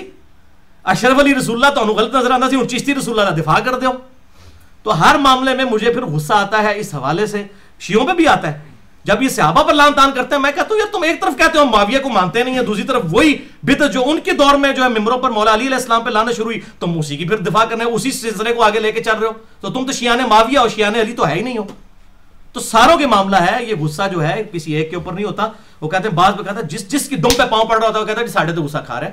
میں الحمدللہ حق بات کرتا ہوں، ڈنکے کی چوٹ پر علمی اختلاف کریں، گالی گلوچ نہ کریں. اور آپ دیکھیں الحمدللہ میرے خلاف جتنی ویڈیو اسٹڈی ہوئی ہے نا، آپ دیکھیں گے کسی نے کوئی آیت حدیث پیش نہیں کی ہوئی ہے. یہ گمراہ ہو چکا ہے، اس کو ایران سے فنڈنگ ہوتی ہے، اسے سعودی عرب سے فنڈنگ ہوتی ہے، یہ کسی مدرسے کا نہیں پڑھا. او خدا دا نہ پڑھی لکھی گل کرو، لوگ کہاں نہیں جے کھاندے، تسی کہاں کھاندے ہو نا، لوگ کہاں نہیں کھاندے، لوگوں دی عقلاں نے الحمدللہ لوگوں کی عقلیں ہیں، لوگوں کو پتہ چل رہا ہے کس ٹون سے آپ بول رہے ہیں، لوگوں کو پتہ ہے یہ بات دلیل سے ہو رہی ہے، یہ نہیں ہو رہی. آپ لوگوں نے گھاس کھانا چھوڑ دی ہے، مولوی صاحب آپ بھی گھاس کھانے چھوڑ دیں. اب لوگ دلائل کے اوپر بات کرتے ہیں. تو ابو حمید سعدی کی حدیث جو ابو داؤد میں 730 نمبر ہے، 10 صحابہ کی موجودگی میں انہوں نے نماز کا طریقہ بتایا. نبی صلی اللہ علیہ وسلم کی وفات کے 30 سال بعد، جو اہل حدیث بھی کہتے ہیں یہ ہماری بنیادی دلیل ہے کہ 30 سال تک تو صحابہ کو کوئی پتہ ہی نہیں تھا کہ یہ منسوخ بھی ہوئی ہے، یہ جھوٹا جو انہوں نے پراپوگنڈا حنفیوں نے کیا ہوا ہے. اس میں کیا الفاظ ہیں؟ ابو حمید سعدی 10 صحابہ کی موجودگی میں، اور 11 خود. میں کہنا اے 11 سرکاراں، تسی 11ویں دی سرکار، اے 11 سرکاراں نو منو، 11 سرکاراں، اور صحیح واقعی 11 سرکاراں، 11 کے 11 صحابی ہیں. ابو حمید سعدی نے 10 صحابہ کی موجودگی میں اور 11ویں میں خود سب کو کہا کہ میں تم سب سے زیادہ رسول اللہ صلی اللہ علیہ وسلم کی نماز کا طریقہ جانتا ہوں. تو انہوں نے کہا کہ اچھا کسی نے نہیں کہا کہ بھئی جناب سانو دسن دو. انہوں نے کہا ہاں جی ابو حمید سعدی جو آپ دعویٰ کر رہے ہیں، آپ تو رسول اللہ کی صحبت میں اتنا عرصہ رہے بھی نہیں ہیں، آپ تو بالکل اینڈ پہ مسلمان ہونے والے ہیں. شکر ہے وہ اینڈ پہ مسلمان ہوئے تھے، یہ کہتا ہے نا بعد میں منسوخ ہو گیا تھا، وہ بھی پٹھا گول ہو گیا. ابو حمید سعدی کو باقی صحابہ نے کہا آپ تو بالکل تھوڑا عرصہ ہی حضور کے ساتھ رہے ہیں، آپ نے تو صحابیت بڑی تھوڑے عرصے کے لیے اختیار کی ہے، آپ تو بالکل اینڈ پہ مسلمان ہوئے ہیں، تو آپ کہہ رہے ہیں کہ میں تم سب سے زیادہ رسول اللہ کی نماز سے واقف ہوں. پھر انہوں نے یہ نہیں کہا کہ بیٹھا، انہوں نے کہا ٹھیک ہے ابو حمید آپ حدیث بیان کیجئے. سنن ابی داؤد کی طریق میں بیان کر رہا ہوں، ترمذی میں بھی ہے لیکن ابو داؤد والی 730 نمبر، مشکات میں بھی موجود ہے لیکن وہ ابو داؤد والا طریق نہیں ہے، وہ ہے طریق ہے ترمذی والا، ابن ماجہ اور ترمذی کا. میں ابو داؤد 730 نمبر، جس سے شیخ البانی، شیخ زبیر لذی، سب محدثین اس کو صحیح کہتے ہیں. امام ترمذی نے خود کہا ہے اس حدیث کو حسن صحیح، خالی حسن نہیں، حسن صحیح. اچھا تو ابو حمید سعدی کہتے ہیں کہ جی نبی صلی اللہ علیہ وسلم، اچھا ان صحابہ نے کہا آپ نماز کا طریقہ بیان کیا، ان کا سنو پھر. نبی صلی اللہ علیہ وسلم جب نماز شروع کرتے تو اپنے دونوں ہاتھ کندھوں تک اٹھاتے، کندھوں سے مراد ہتھیلیاں کندھوں کے برابر، انگلیاں کانوں کی سیدھ میں. یہ کانوں تک بھی اس کو کہتے ہیں، کندھوں تک بھی اس کو کہتے ہیں. میں نے رفع الیدین والا لیکچر دیا مسئلہ 70B میں بتایا. تو آپ صلی اللہ علیہ وسلم جب نماز کا ارادہ کرتے، اچھا اب جب کوئی بندہ نماز کا ارادہ کرنے آئے گا تو وہ کیا ہاتھ باندھے ہوئے کھڑا ہوگا؟ وہ تو نارمل حالت میں کھڑا ہوگا نا، ارسال الیدین کر کے. تو جب نماز کا ارادہ کرتے تو اپنے دونوں ہاتھ کندھوں تک اٹھاتے، اس کے بعد ہر ہڈی اپنی جگہ پر آ جاتی واپس. ہر ہڈی اپنی جگہ پہ کہاں پہ واپس آئے گی؟ جہاں سے سٹارٹ لیا تھا اس نے، یعنی ہاتھ چھوڑ دیے، ادھر سے ہی کھڑے کیے ادھر ہی چھوڑ دیے، ہر ہڈی اپنی جگہ پر واپس آ جاتی. تو آپ صلی اللہ علیہ وسلم سورۃ الفاتحہ پڑھتے، باقی چیزیں ساتھ پڑھتے. اس کے بعد جب رکوع کے لیے جھکنے لگتے پھر دونوں ہاتھ کندھوں تک اٹھاتے، پھر رکوع میں جاتے، پھر رکوع سے سر اٹھاتے، پھر دونوں ہاتھ کندھوں تک اٹھاتے، پھر ہر ہڈی اپنی جگہ پر آ جاتی. اس کے بعد پھر وہ کہتے ہیں رکوع میں جو ہے وہ اپنے دونوں ہاتھ گھٹنوں پر رکھتے، سجدہ کرتے ہوئے اپنے دونوں ہاتھ کانوں کی سیدھ میں رکھتے اور سر کو اس کے درمیان رکھتے. تشہد میں بیٹھتے ہوئے اپنا دایاں ہاتھ دائیں جو ہے وہ زانوں پر بائیں زانے پر رکھتے اور پھر یہ انگلی کا اشارہ کرتے. یعنی وہ پورا نماز کا طریقہ ان کے ہاتھوں کی پوزیشن کے اوپر گھومتا ہے کہ سیدھے کھڑے ہوتے، پھر نماز شروع کرتے، پھر ہر ہڈی اپنی جگہ پہ واپس آ جاتی. اچھا اس طریقے سے وہ بیان کرتے ہیں. جب اینڈ پہ وہ کرتے ہیں، اینڈ پہ تورک بھی وہ بتاتے ہیں، اور تورک جب آخری رکعت ہوگی، چاہے 2 والی ہو یا 4 والی ہو، تورک ہوگا، آخری رکعت میں تورک ہوگا. تو انہوں نے 4 رکعتوں والا بتایا کہ تورک کرتے تو پھر اینڈ پہ سلام پھیرتے. تو 10 صحابہ نے کہا کہ اللہ کی قسم نبی صلی اللہ علیہ وسلم اسی طرح نماز پڑھا کرتے تھے 30 سال کے بعد، یعنی رفع الیدین منسوخ نہیں ہوا. اچھا 10 کے 10 صحابہ نے، کسی نے نہیں کہا کہ حضرت تسی مین رکن ہی چھوڑتا ہے کہ جب نبی صلی اللہ علیہ وسلم نماز شروع کرتے تو دائیں ہاتھ بائیں پہ رکھتے. وہ ہر جگہ بتا رہے ہیں. رکوع میں کہتے ہیں گھٹنوں پہ رکھتے، یہ بالکل بازو سیدھے ہو جاتے، کمر سیدھی ہو جاتی، جو ہے تشہد میں رازانوں پر رکھتے. ایک ایک ہاتھ کا وہ اشارہ بتا رہے ہیں. اور سب سے بڑا اشارہ انہوں نے سکپ کر دیا. چلو انہوں نے سکپ کر دیا، باقی لوگ بھی تو کہتے. اور بھائی انہوں نے باندھا ہی نہیں تھا ہاتھ. یہ ہے اصل بات. ارسال الیدین ہی انہوں نے کیا تھا, کیونکہ اس میں کیا الفاظ ہیں, جب نبی صلی اللہ علیہ وسلم نماز چھوڑنے کا ارادہ کرتے تو آپ صلی اللہ علیہ وسلم اپنے دونوں ہاتھوں کو قد تک بلند کرتے, پھر ہر ہڈی اپنی جگہ پر آ جاتی. اپنی جگہ پر کہاں آتی؟ جہاں سے سٹارٹ لیا ہے. تو نماز ہم یہاں سے سٹارٹ لیتے ہیں یا ارسال الیدین سے سٹارٹ لیتے ہیں؟ ارسال الیدین سے. لہٰذا یہ مرفوع حدیث ہو گئی 11 صحابہ سے کہ آپ صلی اللہ علیہ وسلم ہاتھ چھوڑ کے نماز پڑھتے تھے. چیلنج کریں اس حدیث کو, سنن ابی داؤد کی 730 نمبر. عبداللہ ابن زبیر کے اوپر فتوے لگانے والے ابو حمید سعدی کی حدیث جو لیے پھرتے تھے نا رفع الیدین کے اوپر, سب سے سٹرانگ حدیث وہ یہ ہے. پھر بخاری اور مسلم کی متفق علیہ حدیث ہے. اب آپ ان لوگوں کو تو بھول جائیں کہ جن لوگوں نے رکوع کے بعد ہاتھ باندھنے شروع کیے ہوئے ہیں. وہ تو بھائی کس باغ دی مولی نے, انہوں نے تو دور تک راہ نہیں چلبڑی. اسی لیے شیخ البانی رحمہ اللہ نے جو اپنی نماز والی کتاب لکھی ہے, انہوں نے اس میں لکھا ہے بدعۃ نجدیۃ, یہ نجدی علماء کی بدعت ہے رکوع کے بعد ہاتھ باندھنا. یہ شیخ البانی محدث اعظم سعودی عرب, انہوں نے یہ لکھا ہے بدعۃ نجدیۃ, رکوع کے بعد ہاتھ باندھنا.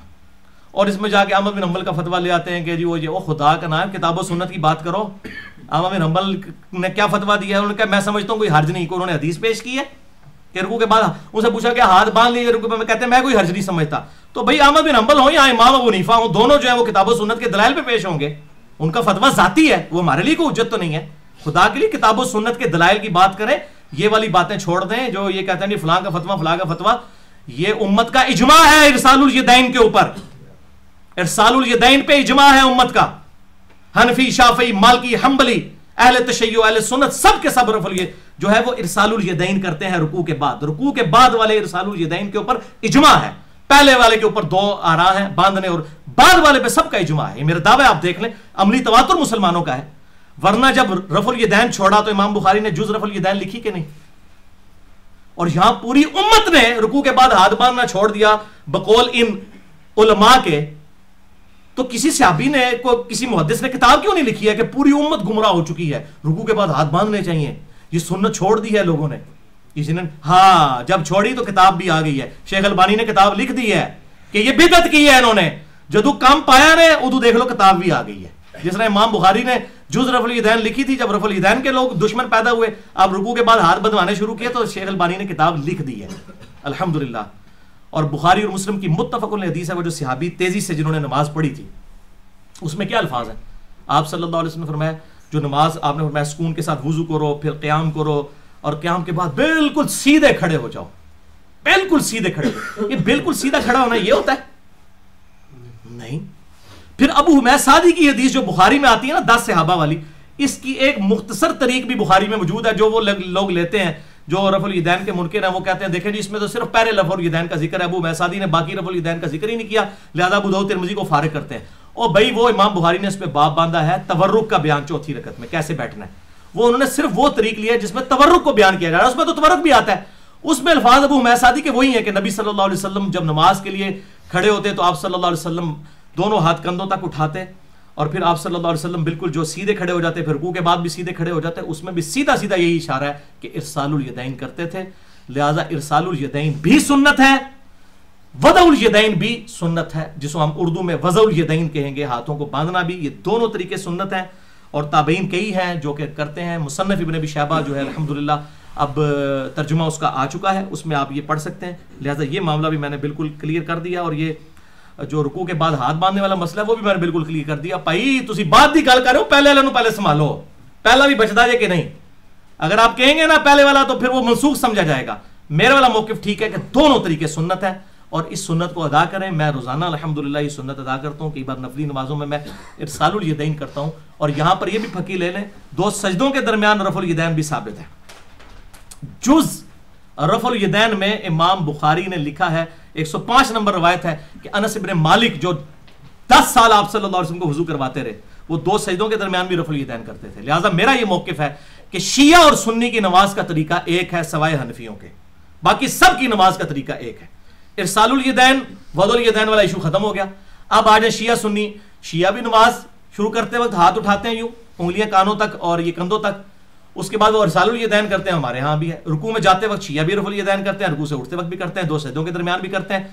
اہل تشیع بھی پہلے ہاتھ لگاتے ہیں بعد میں گھٹنے. اہل سنت بھی, اہل سنت سے مراد جو واقعی ٹرو سنی ہے, ٹونیوں کی بات نہیں کر رہا میں, ان کی بات کر رہا ہوں اہل الحدیث کی. جو ٹرو سنی ہے وہ پہلے ہاتھ لگاتے ہیں، اس کے بعد گھٹنے لگاتے ہیں، اس طریقے سے تورک چوتھی رکعت میں وہ بھی کرتے ہیں، اہل تشیع بھی پہلی اور تیسری رکعت میں بیٹھ کے اٹھتے ہیں، اور دوسرے جو ہیں حنفی وہ ڈائریکٹ اٹھتے ہیں. اور بخاری میں موجود ہے 6251 نمبر جو میں نے علماء عرب کے خلاف پیش کی کہ علماء عرب نے یہ جلسہ استراحت چھوڑ دیا ہے، جبکہ صحیح بخاری میں حکم ہے کہ جب تو دوسرا سجدہ کرے پھر بیٹھ جائے اور پھر بیٹھ کے دوسری رکعت کے لیے کھڑا ہو. اچھا اس میں کہتے ہیں جی ترمذی میں ایک روایت ہے کہ آپ صلی اللہ علیہ وسلم جو ہیں وہ پنجوں کے بال اٹھتے تھے. خدا کے لیے آپ ترمذی کھول کے پڑھیں، امام ترمذی نے ساتھ ہی لکھا یہ روایت ہی جعلی ہے. وہ مفتی اکمل صاحب بھی بیان کر رہے ہوتے ہیں، دیوبندی بھی بیان کر رہے ہوتے ہیں، آگے نہیں بتاتے کہ امام ترمذی لکھا ہے روایت ہی جعلی ہے کہ یہ جو پنجوں کے بال اٹھنے والی. اور صحیح بخاری میں واضح موجود ہے آپ صلی اللہ علیہ وسلم خود بھی عمل ہے اس وقت تک نہیں بیٹھتے جب تک جو ہے وہ بیٹھ نہ جائیں، اٹھتے نہیں تھے. کہتے ہیں جی بوڑھے ہو چکے تھے، نعوذ باللہ یہ جھوٹ بولا، میں نے وہ مسئلہ نمبر 122 میں ان کا منہ توڑا ہے. اور دوسری طرف آپ نے تعلیم فرمایا ہے ایک صحابی کو کہ دوسرا سجدہ بھی کر، بیٹھ اور پھر اٹھ. پھر کچھ لوگوں نے اردو میں ترجمہ کیا تو وہ ترجمہ ہی دوسرا جلسہ استراحت اسکپ کر دیا. پھر لوگ مجھے ای میل کر رہے ہوتے ہیں بھائی عربی پڑھو آپ کو پتہ چل جائے گا کہ دو جلسہ استراحت اس حوالے سے موجود ہے. علماء عرب کا یہ مسئلہ ہے. یہ تین مسئلے ان کے غلط ہیں. وہ رکوع میں جاتے وقت، سجدے میں جاتے وقت پہلے گھٹنے لگاتے ہیں، وہ روایت ضعیف ہے. اس میں شریک القاضی جو ہے مدلس سے ان سے روایت کر رہے ہیں، پہلے ہاتھ لگانے چاہیے. دوسری ان کی غلطی رکوع کے بعد ہاتھ باندھنے والی ہے. اور تیسرا وہ لوگ جو ہیں وہ اس معاملے کے اندر جو اٹھتے ہوئے بھی یہ غلطی کرتے ہیں اور جلسہ استراحت کو چھوڑ بیٹھے ہوئے. تو الحمدللہ باقی جو ان کی صحیح بات ہے وہ ٹھیک ہے. اور حنفی ان کے حوالے دے رہے ہوتے ہیں تو بھائی پھر عرب کے اندر تو اقامت بھی اکیلی ہوتی ہے، تو آپ اکیلی اقامت شروع کروائیں نا، وہ نہیں کروائیں گے. تو بھائی آپ عرب عجم کو چھوڑیں، یہ بکش مسلمان بنے، کتاب و سنت کے دلائل کو پڑھیں، باقی لوگوں کے معاملات جو ہے لوگوں تک رہنے دیں. تو یہ معاملہ بھی ارسال الیدین وضع الیدین کا کلیئر ہوا. کوئی تسلی ہوگی جائے اور کوئی شے آ جائے. یہ بیچاروں نے نماز پڑھنی شروع کر دی. سلیم الفطرت لوگ ہیں جناب. اب ظاہر ہے ام حبیبہ نے جس طرح تیسرے دن خوشبو لگائی تھی، انہوں نے بھی کہا جی مجھے پتا چلا تو میں تو پڑھوں گا، آ جاؤ بچہ میدان. تو یہ مسئلہ ہے. تو یہ میں نے الحمدللہ ریکارڈنگ کروا دی. اب کسی کی جرت ہے نا، یہ کہتا ہے نا موقوفاً ہے، میں مرفوعاً بھی ثابت کر دیا. ابو حمید سعدی سنن ابی داؤد 730 نمبر. ٹھیک ہے جی، بالکل کلیئر کٹ ہے، بالکل واضح ہے. ابن زبیر کے اوپر کوئی اعتراض کرتا ہے، ابن زبیر خود راوی ہیں اس حدیث کے کہ دائیں ہاتھ بائیں پہ باندھنا سنت ہے. اس کے دو ہی رزلٹ نکلیں گے، یا تو یہ منسوخ ہو چکی ہے باندھنے والی، یا میرے والا رزلٹ ہے کہ دونوں طریقے سنت ہے. وہ بنو امیہ کے مخالف تھے، تو بنو امیہ نے صرف ایک سنت کو جاری رکھا. اور یہ لہٰذا اہل تشیع کا یہ پلی لینا کہ اہل بیت رسول جو ہیں وہ ہاتھ چھوڑ کے نماز پڑھتے تھے، یہ کسی حد تک بات درست لگتی ہے کہ وہ جو ہاشمی لوگ جو ہوں گے اور اس طریقے سے جو زبیری لوگ ہوں گے وہ واقعی ہاتھ چھوڑ کے نماز پڑھتے ہوں گے تاکہ یہ سنت بھی زندہ رہے. بنو امیہ ایک سنت کو لے کے چلی تھی، دوسرے کو ہم دونوں کو ہی سنت مانتے ہیں الحمدللہ، اور کسی کو منسوخ نہیں مانتے. حق بات کریں گے جو ہے الحمدللہ. چھٹا سوال، اس کے بعد انشاءاللہ قہوہ جو ہے وہ سرب ہوگا اور پھر باقی سوال ہوں گے بعد میں. باقی آپ کو پھر عام اجازت ہے، آپ نے جس نے جانا ہے جس نے بیٹھنا ہے وہ بیٹھے. ہم تو انشاءاللہ تعالی بیٹھے ہوئے ادھر. عشاء کی نماز کا وقت کب تک رہتا ہے؟ یہ بھی خصوصاً حنفیوں اور اہل حدیث کے درمیان بون آف کنٹینشن بنا ہوا ہے. عشاء کی نماز کا اثر والا بھی ہے، میں نے اس پہ پورا لیکچر بھی دیا ہے. مسئلہ نمبر 30 ہے نمازوں کے اوقات اور رکعتوں کی تعداد. تو یہ جو عشاء کی نماز کا مسئلہ سن لیں کہ صحیح مسلم میں ایک حدیث ہے کہ آپ صلی اللہ علیہ وسلم نے فرمایا کہ عشاء کی نماز کا وقت آدھی رات تک رہتا ہے. آدھی رات سے مراد کیا ہے؟ اگر 6 بجے ہوئی ہے مغرب کی نماز کا وقت شروع ہوا ہے یعنی غروب آفتاب، اور صبح فجر شروع ہوئی ہے 5 بجے، یہ کتنے گھنٹے بنے؟ 11 گھنٹے. 11 کو آدھا کرے 4.5 5.5. اب آپ 6 میں 5.5 جمع کریں کتنے بنے؟ 11.5. تو اس مسلم شریف کی حدیث کے تحت 11:30 تک ٹائم رہے گا عشاء کا، اس صورت میں جب 6 بجے مغرب ہو رہی ہوگی. لیکن یہ افضل ٹائم ہے. عشاء کا ٹائم فجر تک رہتا ہے. اس کے ثبوت میں یہ حدیث ہے کہ حضرت ابو ہریرہ رضی اللہ تعالیٰ عنہ جو خود اس حدیث کے راوی ہیں، جو حدیث جامعہ ترمذی میں موجود ہے، سنن ابن ماجہ میں موجود ہے، کہ نبی صلی اللہ علیہ وسلم نے فرمایا اگر مجھے امت کی مشقت کا خیال نہ ہوتا تو میں عشاء کو تاخیر سے پڑھنے کا حکم دیتا آدھی رات تک یا کم از کم تہائی رات تک. تہائی رات کا مطلب ہے 11 کو 3 پہ تقسیم کریں، یا 11:30 بجے پڑھنے کا حکم دے دیتا. اور بخاری اور مسلم کی متفق علیہ حدیث ہے یہ کہ اگر مجھے امت کی تکلیف کا خیال نہ ہوتا تو میں عشاء میں تاخیر کا حکم دے دیتا ان کو.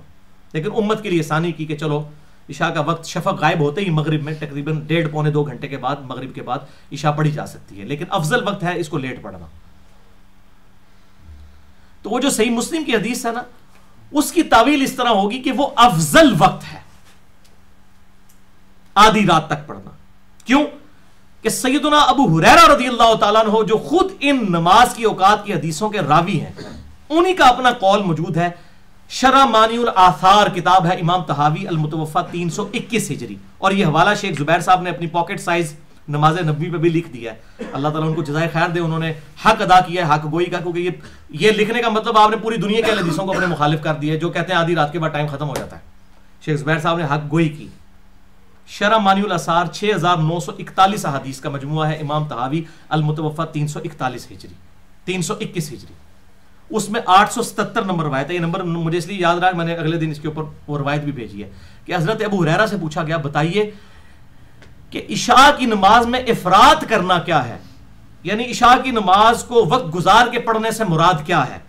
تو انہوں نے کہا کہ عشاء کی نماز کو وقت گزار کے پڑھنے سے مراد یعنی قضا ہو جانے سے مراد یہ ہے کہ کوئی شخص عشاء اس وقت پڑھے کہ جب فجر کا وقت شروع ہو چکا ہو.